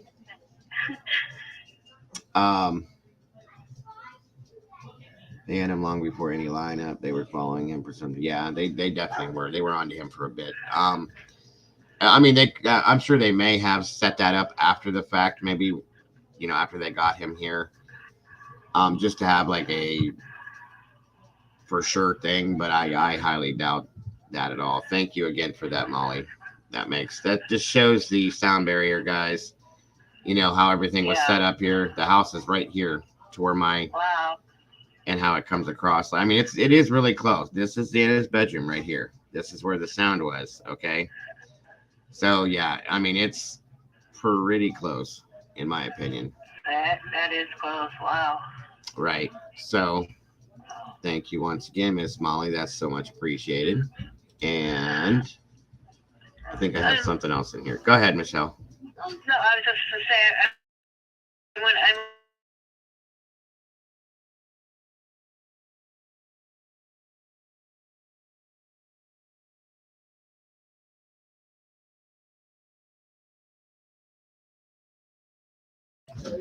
right. He shocked me. He was pretty grown up about how he'd handle it.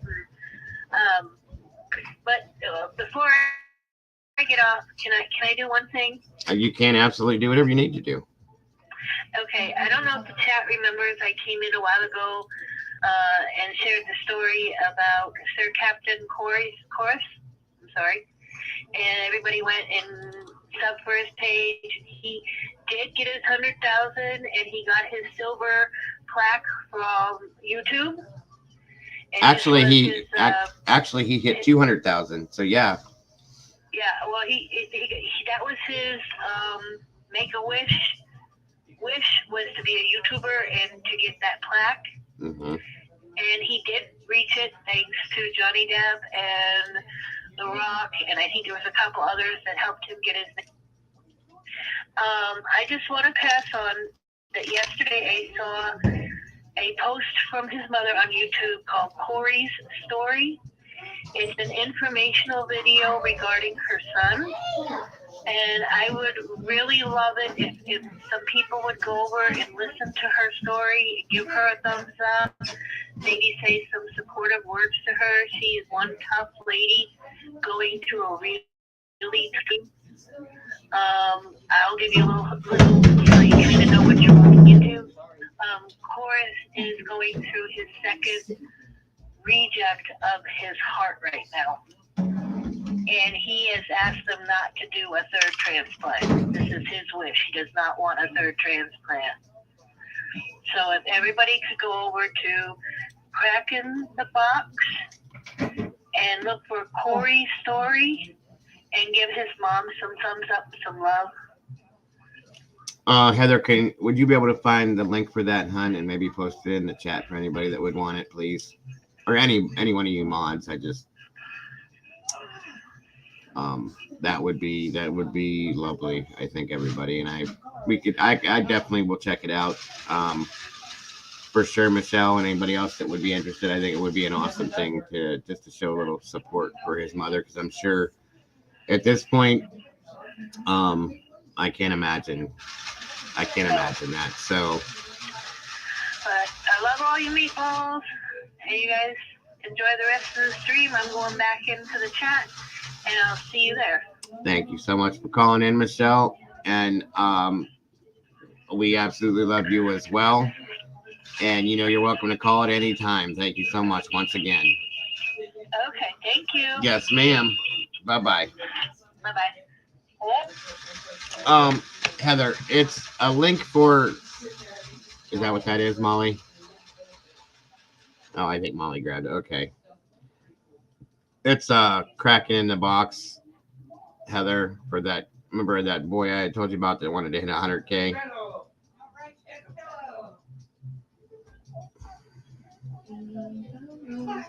Did surveillance know he had planned it? Yeah, the FBI denied that. I remember that.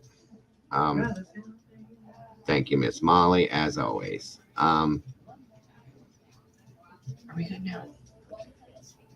1 second, folks.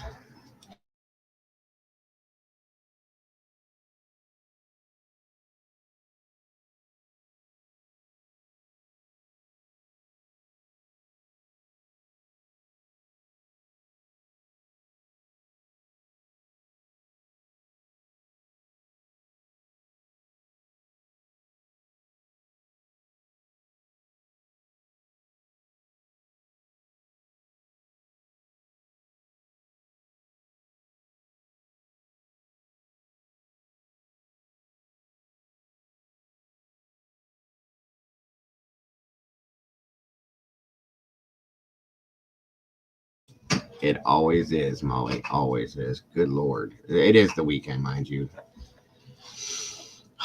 Sorry, guys. And thank you for all of those emails. Much appreciated. They were following him in P. Yeah, they followed him all the way through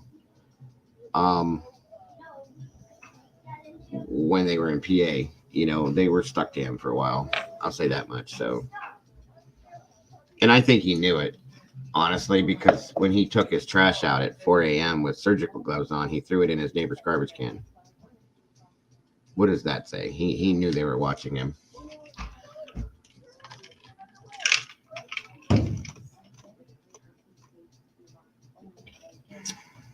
They were probably falling over, trying to get gas and follow and have people catch up to them. Yeah.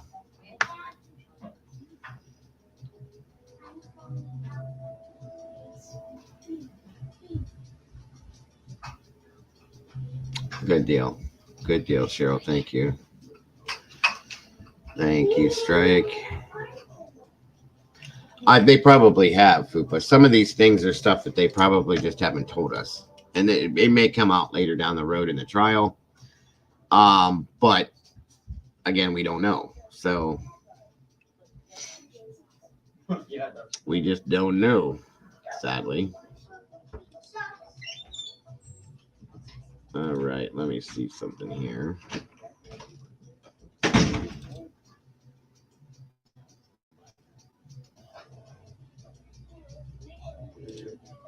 Now I'm going to have you guys check this out. This is from Law and Crime Network. It's the top 5 revelations from Brian Kohberger's affidavit in Idaho student murders case. Okay. And the only reason why we're going to look at this is because I'm going to touch on a couple things about this. Right, Ms. Boone, right.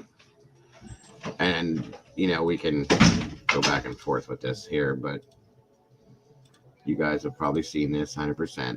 As part of, the court processing and all that other stuff. So.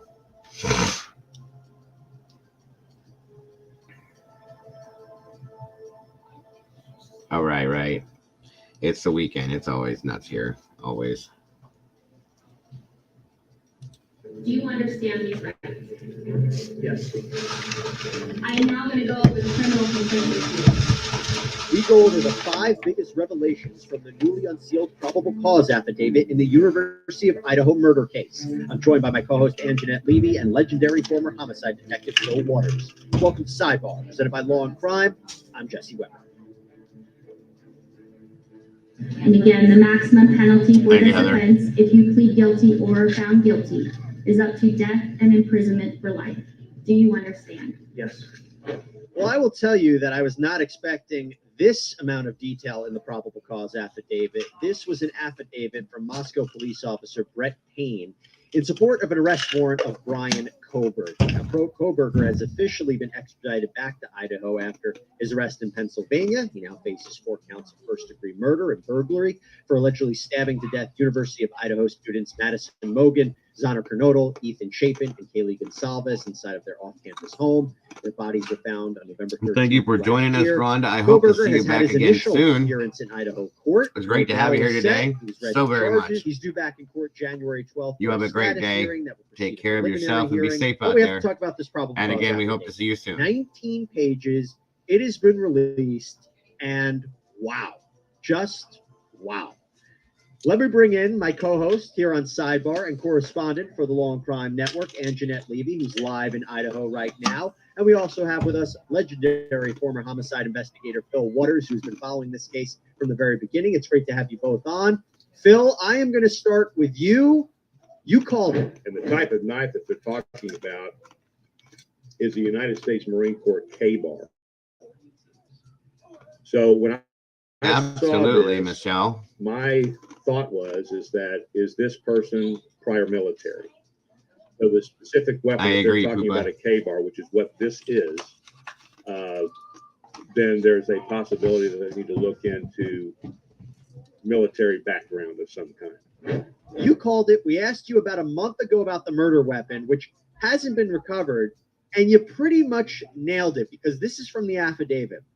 As I entered this bedroom, I could see 2 females in the single bed in the room.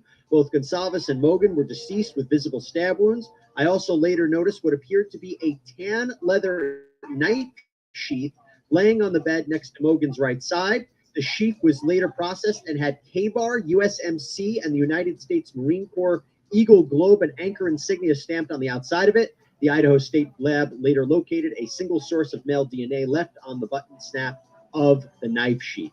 Phil, what do you think? Well, I tell you, I don't know that I nailed it. The first part of that was a K-bar was what they talked about at the very beginning. Very specific about that being a K-bar, and 1 + 1 still equals 2. So I surmised, in fact, I think when we first talked about this, I showed you the K-bar that I had with that same type of sheath sitting in my office at my home. So I just think it's interesting that as brilliant as he has been portrayed to be, that he has left that piece of evidence behind. And that's what we talk about. You know, the suspect who has this, studying criminology and an interest in police to leave allegedly such an important piece of evidence just makes no sense. And Jeanette, we don't know where he got this weapon, allegedly got this weapon from, or how it was obtained. And not only that, Well, thank can you so also much, tell Rhonda. us I hope the to see you come back, significance though. I of very the much DNA do. on that sheath and how they were able to match it back to Kohberger? Well, it's incredibly so welcome, significant Karen. Good to because see the you. affidavit says that the DNA came from a single male contributor, and they were able to determine that it came from Yes, I agree. Right on Brian that. Kohberger. But the way they were able to determine that, according to the affidavit, was through going through his father's trash at the home in Albrightsville, Pennsylvania, where Brian Koberger was later arrested. And it said that it was like a 99.99998% match or something, some crazy, percentage, likely to be the son of, Michael Koberger. So there's been a lot of discussion and reporting out there that this happened through genetic genealogy, that they were able to get the dad's DNA through that. There's And something, so we're just thinking something maybe dark that's about likely this guy true, completely. since it discussed that in the probable cause affidavit. They went through the trash, got some items of DNA from that trash, and were able to make an identification and link things Understand, together Tony? through there. And Anjanette, just real quick follow up. We don't know if where the knife was purchased. I know there was talk about whether or not Koberger's father was former military, but nothing like that. We don't have any indication, right? We have no indication of that. One of our viewers asked a question about that, whether or not maybe his father had once been in the military. But this is the type of thing where you could probably find this online or the pawn shop, what have you. They may be, out there floating around.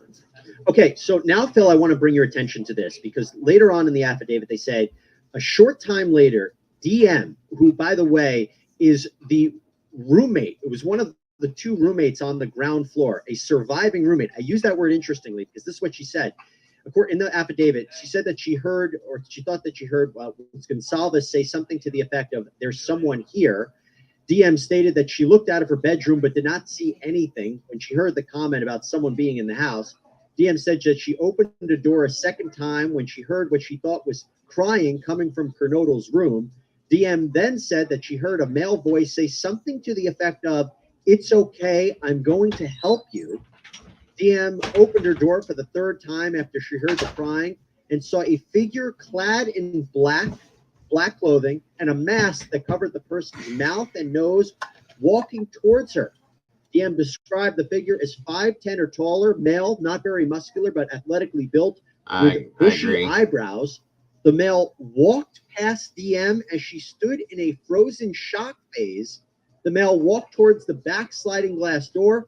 DM locked herself in her room after seeing the male. She said she did not recognize the male, and this leads investigators to believe that the murderer left the scene. That's very possible. We had no Red. idea I never thought of this that. happened, Phil. What's your reaction? Good point. I think that is just good police work in terms of what was released at the beginning of this thing. We were told at the beginning that the roommates on the first floor heard nothing. Now, that's something else I wanted to point out to you guys. That was just amazing. That couldn't have happened, and this and so forth and so on, as though that was supposed to be revealed at that time. And I think, I don't know this for certain, but That's a good point, my Molly. You can reading of try that it. would be See what happens. that was done for the protection of those witnesses. Now, I didn't know if you guys noticed this the other day, okay? Sorry, everybody. I went back and watched it a few times, but when he walks into court, when he gets to Idaho, I'm sure you guys saw that, right? Did you, because that's the first time he met with his attorney, okay? She's sitting there. She said something, he turned and looked. Did you see the way that he looked at her? Did you see it? It wasn't a heartfelt acknowledgement. He kind of looked at her like as if to say, like, yeah, whatever. You know what I mean? Yeah, the smile. It was something that when he did it, it made the hair stand up on the back of my neck. I'll be honest with you guys. I really will. I look at things like that and it just, something was off with that. Completely off with that. Exactly, Molly. Exactly. She's below him. Exactly, Ms. Boone. That's acting. I think he thinks like that about everybody, guys. I do. Tony says, is it possible that when the yelling of Xana took place, that the glass sliding doors in the kitchen were already open? I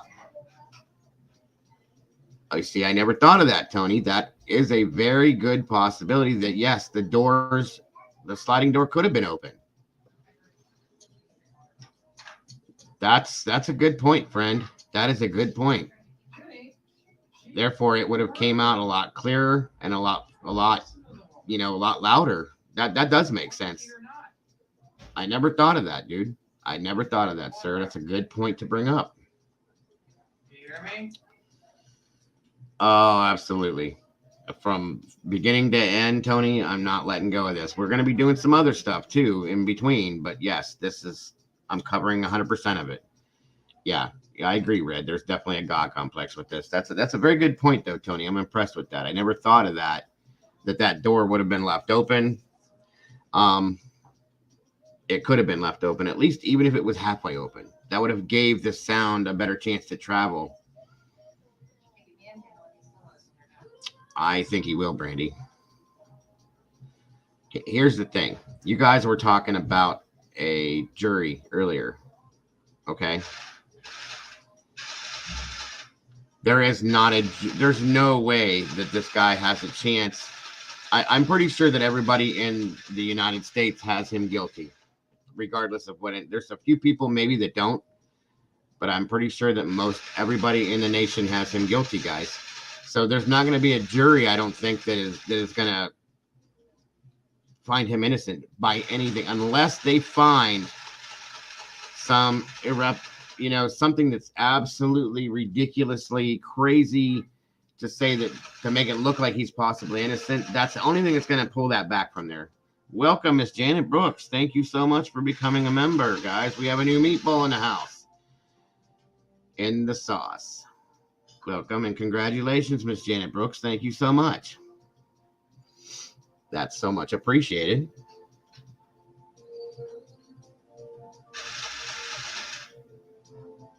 He already had ordered his team to go to the crime scene. He's in charge already. Yeah.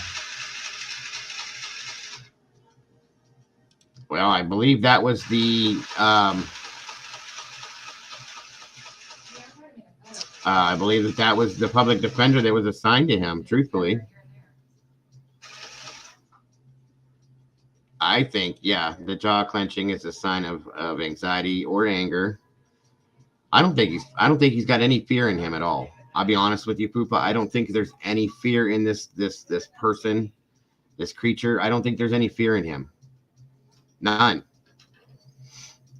He's been confident from the moment that they put cuffs on him that he was going to be exonerated, in his own words. And I'm still curious about the comment that was made where he said, "Has anyone else been arrested yet?" Let's go back to that for a minute. What does that mean? What does that mean? And why was that asked? Was he asking it in a sense of, well, has anybody else been looked at besides me? Or was he asking that in a sense of wanting to know if somebody else that may have been involved was arrested as well with him? Well, no, I don't think so, Ms. Boone, because his dad answered the door with him when the SWAT team showed up there. So he would have known that his father wasn't arrested, okay? And he was asked by a couple not correction, but like deputies that were transporting him, "Why'd you do it?" He said, "I didn't do it." Flat out. There was no hesitation. "I didn't do it." That's what he said. Other than that, he didn't talk. He hasn't talked, really.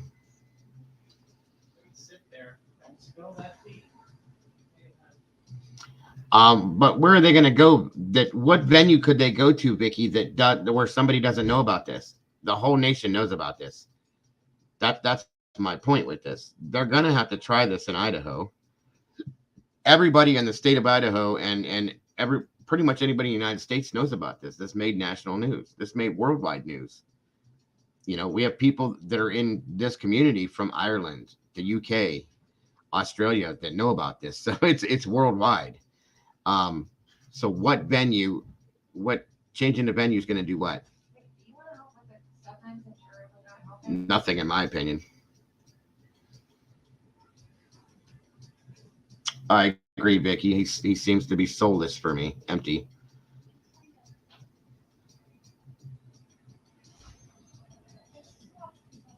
Anything's possible, Miss Boone. I told you nothing is, forget about it. Nothing comes off the table. Nothing. We have him. We have a suspect now, okay? We have a suspect. There's multiple people that are saying that there's more than one suspect in this case. Chief Fry says that this is the only suspect that they need. He's pretty confident this is the only suspect that there is. I still, to this day, for whatever reason, I can't let go of it. Feel like there's somebody else involved in this. It's just me. And again, guys, I've been wrong before. I was wrong about this. I could be wrong now, but my mind tells me that there's someone else somehow or another involved in this. That I absolutely could agree on, Jody, which could be the other person involved. You know, I just welcome Charlene. Good to see you. Thanks for joining us today. I feel like somebody else has to be involved in this somehow. Paladin came in yesterday and made a couple comments and said, you know, blatantly, like that there's some things wrong with this and that he doesn't understand how all this stuff happened in a matter of minutes, that he did all this by himself. I kind of agree with that. You know, it's hard to say, but I do agree with that. It's very interesting. Very interesting. 1 second, folks.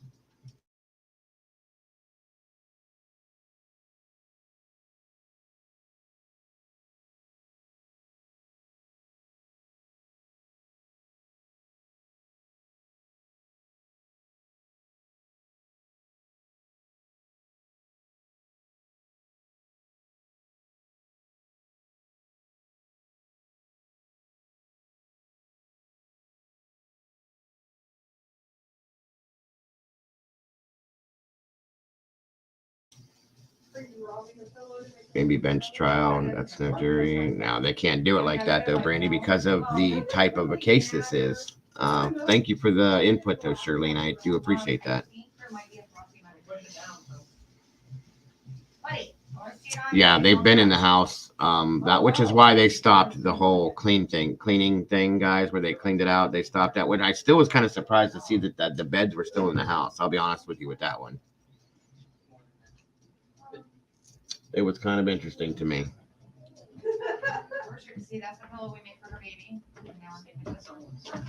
I agree, Fupa. I think that was the whole point. I think that's the motive. I'll be honest with you. I think the motive was to see if he could pull this off. Speaking of which, I wanted to show you guys something. This is off subject, but I've been meaning to show this to you. This is something that my son got for Christmas. It's kind of a gag gift, but I thought it was the coolest thing in the world. Well, you know, it's a great scent. You know why? I just responded to what you had said up here, Vicky. Hold on a minute. That when you said you don't think he has much of anything in him, I said I think he's soulless and heartless, and there's nothing in there. Yeah, I agree. Anyway, I don't know if you guys have ever seen this, and I don't know if you guys remember this, but check this thing out. You guys remember these from when we were kids? The viewfinders. Now you see how small this is, right? These are like this big usually. And it works, guys. It's got the little trigger. It's got the little that thing inside of it. And I guess they sell other ones for this too. And it works. This thing just cracked me up. I had to show this to you guys. I keep forgetting to. I thought it was hilarious though. It's pretty neat. Anyway, back on subject, sorry.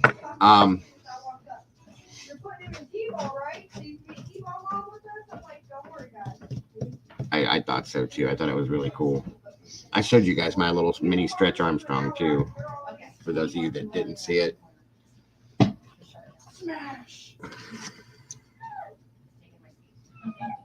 They have a bunch of these different things. The world's smallest, whatever they are. The clackers, yeah. They have one of those too.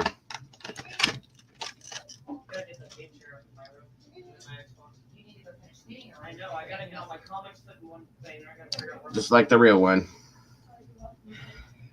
Hey, buddy. So, anyway. Yes, it is, Karen. It really is. Definitely a retro feeling. The sewing machine Darren got, great idea. What was that? Oh, yeah. Okay, I was going to go back up a little. Nothing wrong with that, Charlene. Not at all. Well, hold on, guys. Caden's talking to me again.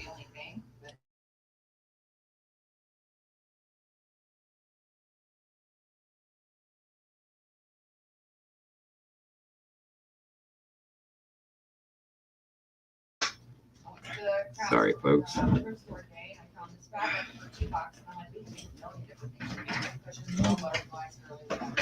Now, here's what I think that he's going to do to fight the whole DNA scenario thing. I think that it's going to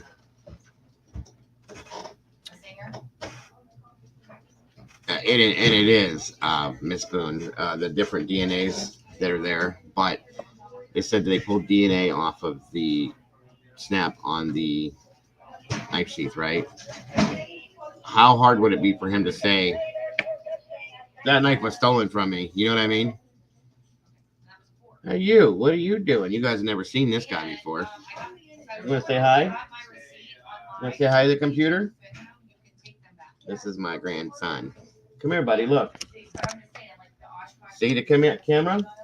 Can you see his little? Oh, you got a Santa Claus.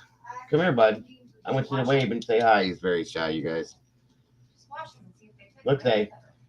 You want to wave and say hi?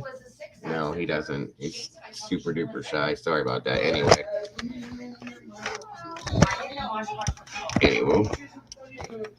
There we go. So. Hold on, guys.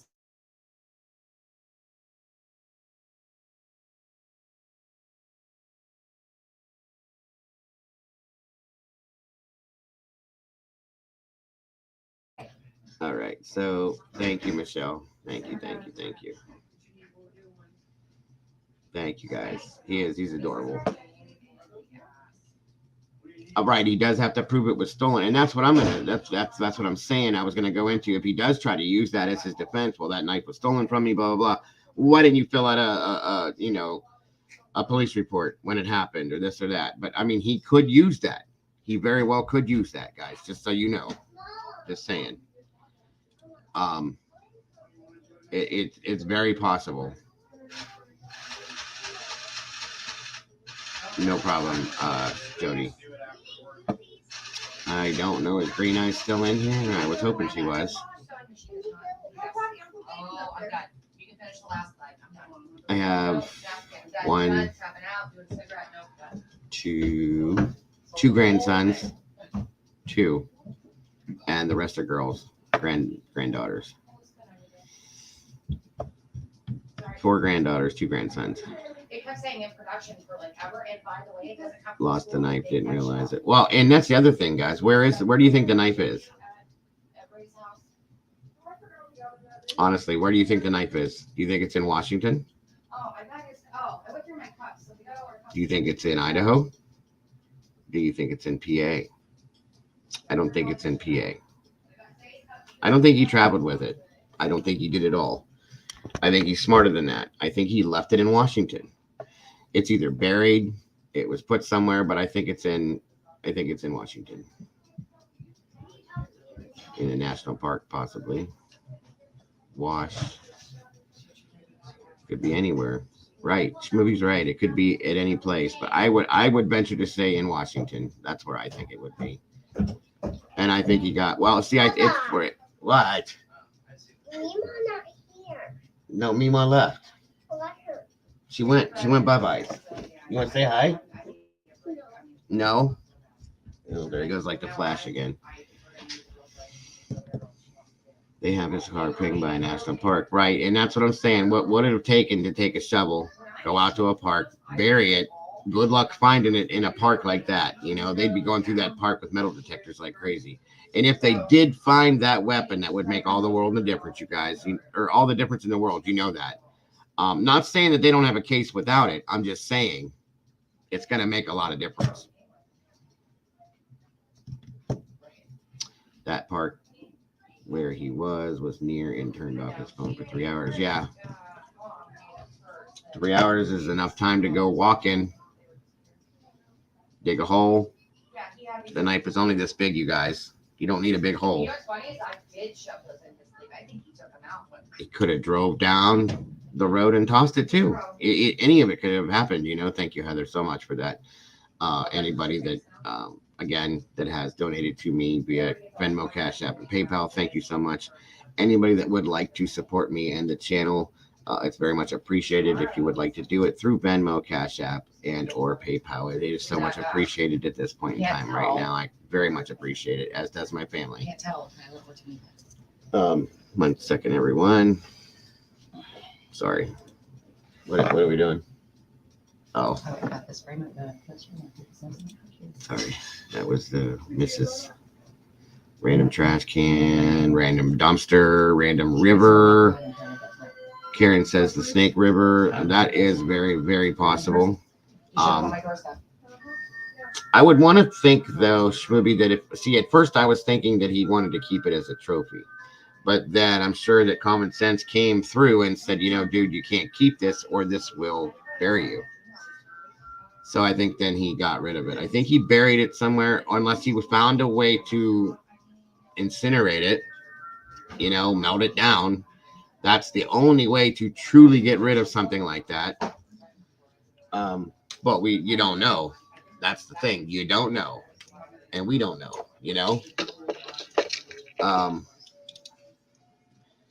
And when the snow melts, it could turn up. Do you think, though, that he was that careless? Do you think he was that careless, Miss Boone? I think it's got to be somewhere that's not going to be found easily. I think throwing it in the river is dangerous because eventually it's going to float up somewhere, possibly, unless he weighted it down and tossed it in a deep end of the river. I don't know. Let's see if we can find that out, because that would be. Let me see something here, just out of curiosity, because that came across my mind too. Oh, who was that? Miss Karen Boardman mentioned Snake River. Okay, let's see something here. I'm curious.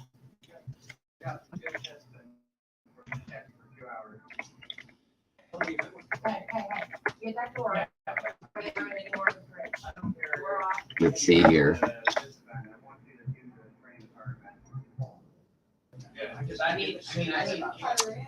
All right, guys. So the Snake River. This is why I would go with this, and that's why I've thought about this, because of where it's located. First of all, okay. The Snake River, the maximum depth is 7,993 feet. I mean, wrap this knife around a couple bricks, seal it in some concrete, drop it there, and let it go, guys. Who's going to look that far down for something like that? Not nobody. And you don't even know where he did this at.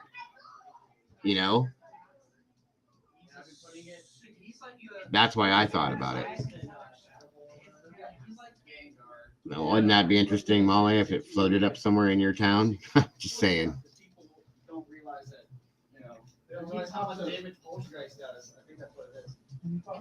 Only got to toss it at that point, right? That's all you got to do. You got to figure out where the deepest point is, which I'm sure he could do that easily. In fact, let me see. Let's see if it's on here. Where is the deepest point of the Snake River?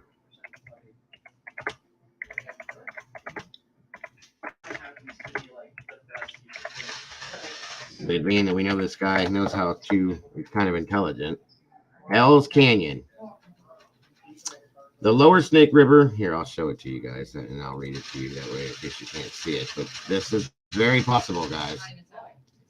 I've been thinking about this for a little bit here now. The lower Snake River from Weiser to the mouth flows through a gorge 1 mile or 1.6 kilometer or more deep, known as Hell's Canyon, the deepest river gorge in North America. The Salmon River, its largest tributary, joins the Snake River, the downstream end of the canyon section. So,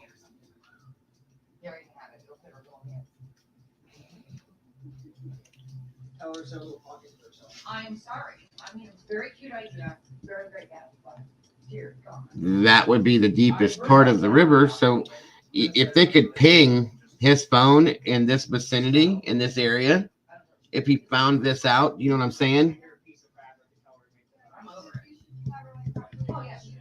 I bet you that's where it would be, guys, because that's the best place to get rid of something like this.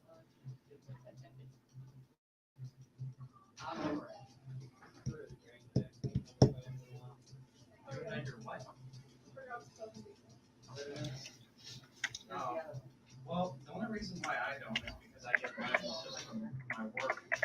But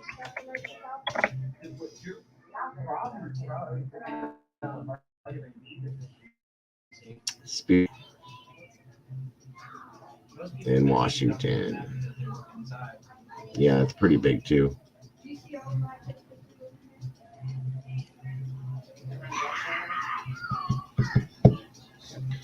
See, that's what I'm saying. They have his travel route. All right, but like it before that, before he left Red, you know, if they have any pings of his phone anywhere near, he went he went a few other places before he. Well, wasn't there something said in the affidavit about Colorado? You know, I did look at the picture. I took a That his phone pinged somewhere near Colorado? I swear it said that.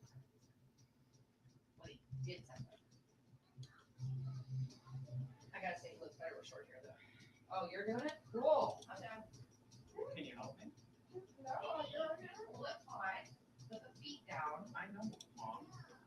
But you know, you gotta start back further back. I could have swore if he ditched the knife on his way to PA, then his dad was with him. Right. Spirit Lake, Idaho. Okay, I got you. See, I've never heard of Spirit Lake, so I didn't know. My apologies, everyone. I swear that I read something in the affidavit that said that his phone had pinged somewhere near Colorado. I swear.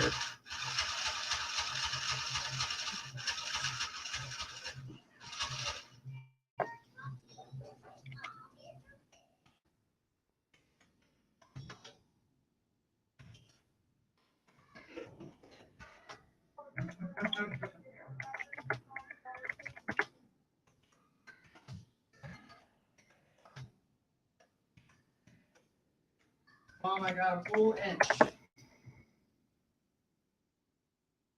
Why is this so tight though? The tension is too tight. That's what keeps snapping the fucking thread. That's why I kept fighting with it. I don't know why it's so tight to loosen it, and it does not loosen. And this, look at this thing. This is supposed to be the threader. Look what happened to it. Hmm. And I've used all these things before. Nick taught me how to Yeah, I really would too. I agree with you, Pupo, on that one. So, what questions do you guys? I mean, other than what we've talked about, guys, what questions do you personally, guys, you have about this? You know, what are you guys thinking? That's kind of what I wanted to hear too. Yeah, I'm pretty sure that there was something in that affidavit. Who was Larry Covert? What happened to Larry Covert, or who is that?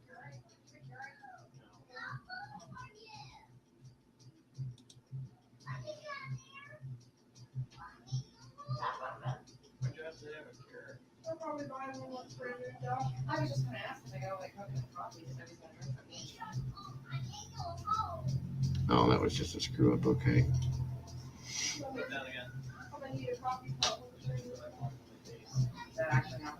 Does anybody have any other questions about this or anything you guys wanted to talk about in regards to this than what we've already talked about, guys?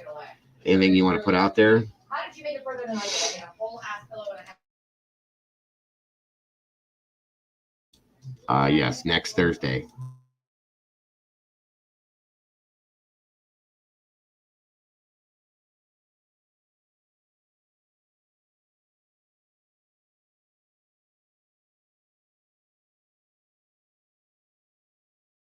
When I first started with YouTube, I used to watch on YouTube before I even got on YouTube. He's just nothing to do with any of this stuff. He just had a drama channel back in the day. Well, he still does, but he's, I used to follow him and support him. And that's kind of how I got started on YouTube before I went into this. That's all. I thought they had explained it. I'm sorry, Miss Boone.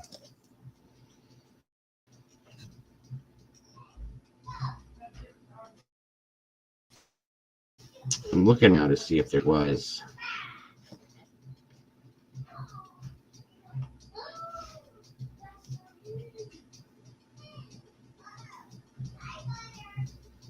Oh, I forgot about the airplane mode thing. That's right.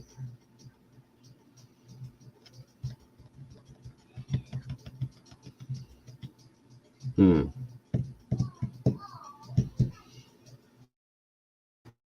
noticed that whole comment that DM. Oh wait, what? Like I'd be upset with you, Dago. Oh, about what?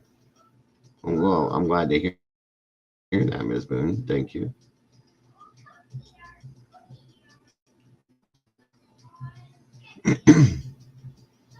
Well, I appreciate that, though. I very much do. Green Puff, welcome back.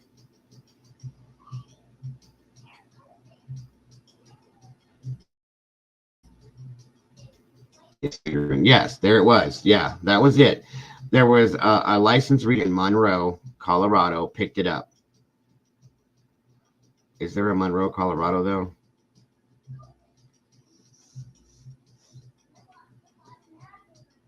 It said that in affidavit. So did he go towards that area to get rid of the knife?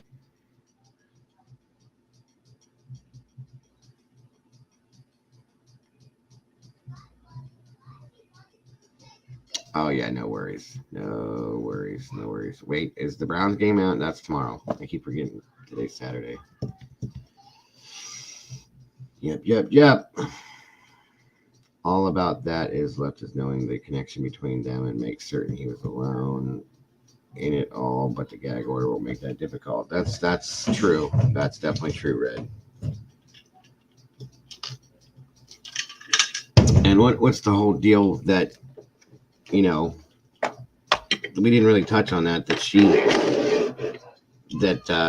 DM supposedly heard somebody say, "It's okay, I'm here to help you."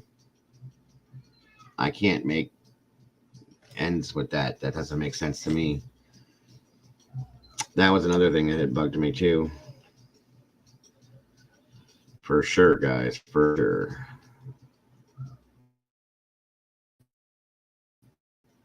Yeah, I don't think he may think he's going to get out of this, and there's a lot of other people that think he could get off of this, and I don't see it. I don't see it. There's too many people that feel he's guilty.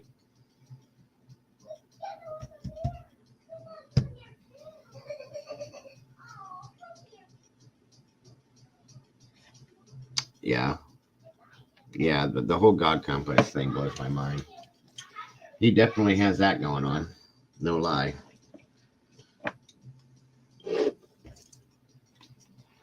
No lie.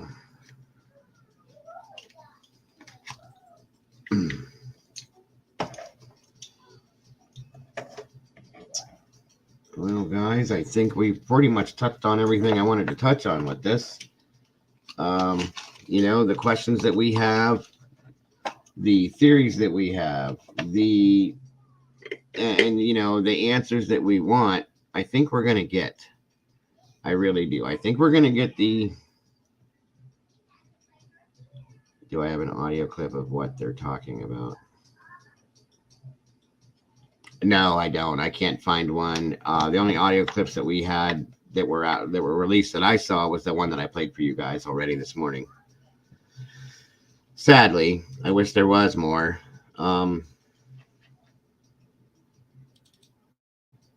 then we never really touched on the other part of it, with the fact that his phone pinged at the house at 9 a.m. the same day.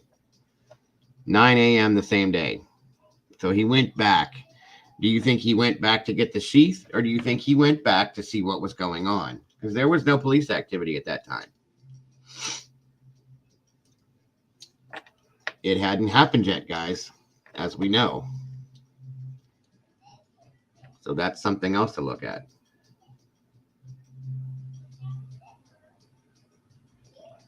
So a little bit more to talk about when we come back, for sure. Miss Molly sending me another email. Thank you, Schmovie. I appreciate that. I agree, Miss Schmovie. I do.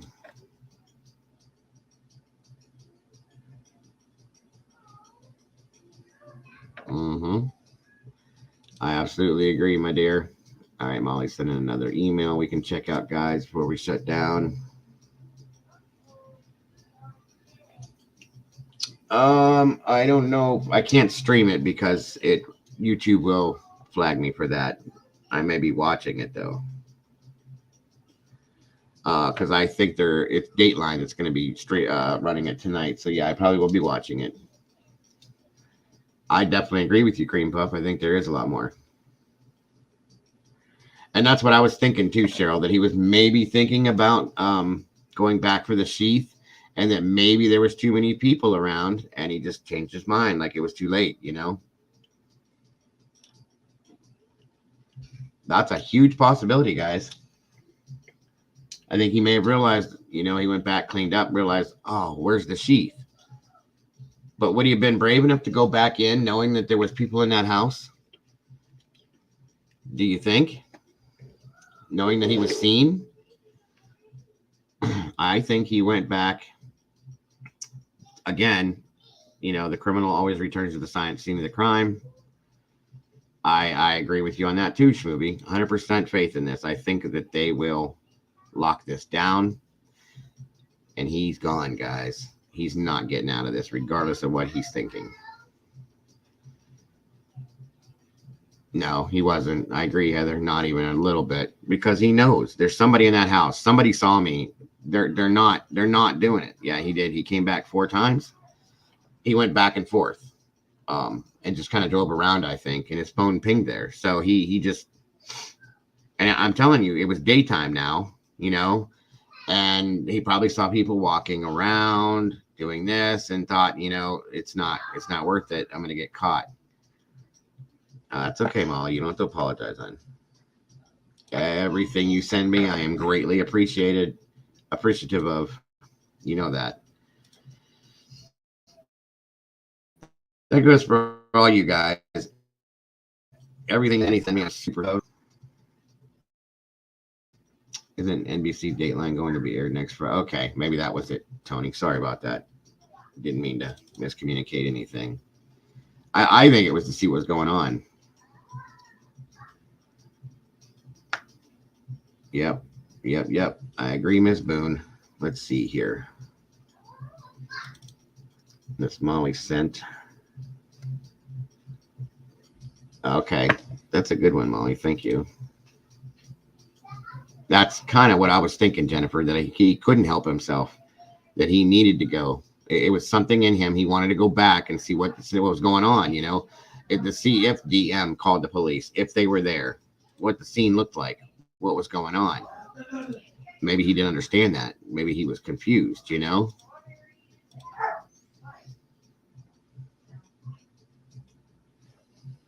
All right. Now this shows 2 hours, 3 minutes, 2 hours, 16 minutes, 2 hours, 10 minutes. And this shows the path here. Okay.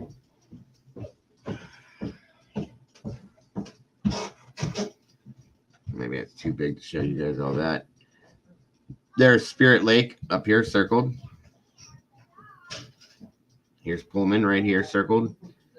And it's a straight shot. And then he jumps over this way. Right up through there.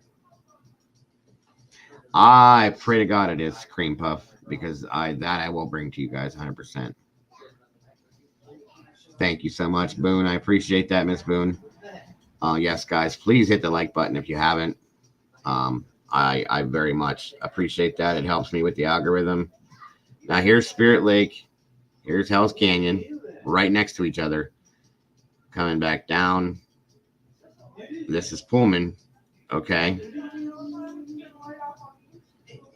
Straight up this way, over that way, and then this comes down and around over here too, as you can see with that red line. Sorry, guys, didn't mean to do that. Again, thank you, Miss Heather. Again, anybody that would like to donate to support me in the channel, it's very much appreciated with the Venmo, Cash App, and the PayPal there. Thank you so much for any of that, guys. It's so very much appreciated, and I love you guys for that, as does all my family. So let's see here. Let's see what Molly has. The other. email. Thank you, Miss Molly. Again, hon, I appreciate all of that. Well, I would say retaliation abuse.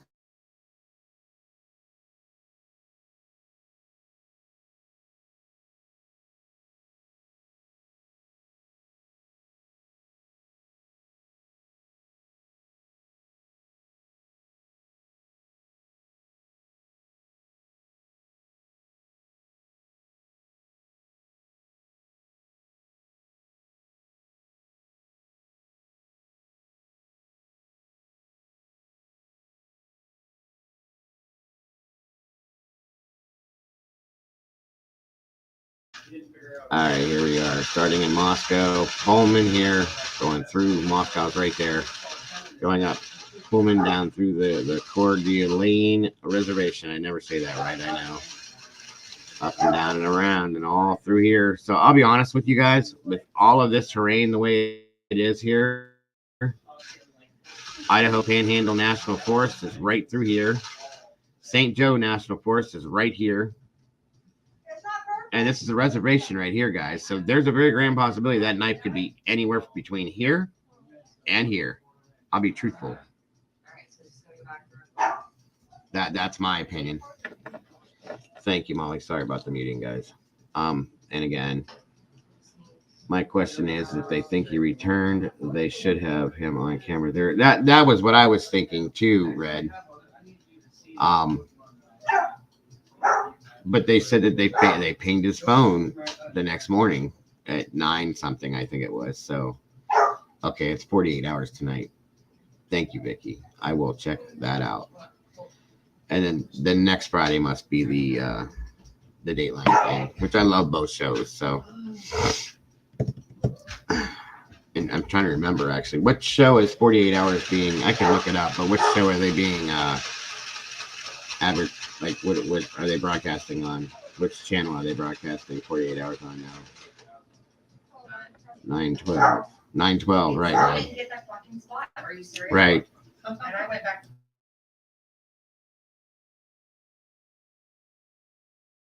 Well, 912, 921. That's it. All right, folks.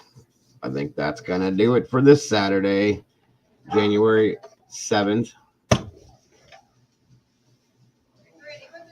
I hope you guys have an amazing rest of your day.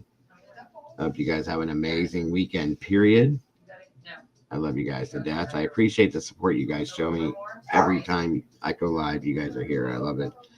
You guys are amazing, as I tell you every time I'm live. I appreciate each and every one of you guys. I really do. And I love each and every one of you guys to death. You guys, I love the insight. I like the info. I love the logic. I like the think tank, guys. We have great think tanks. Yes, my grandkids are all over the place, movie. You're right. So I need to, but yes, thank you, Cream Puff. I hope to see you guys soon. You guys have a great weekend. Again, don't forget to love yourselves, guys, and love each other, because that's what we got. That's what's important. Don't change anything about who you are. And I will see each and every one of you very, very soon. Love you guys. Have a great one. Bye-bye. Why does it need to do that? Well, everything else runs just fine.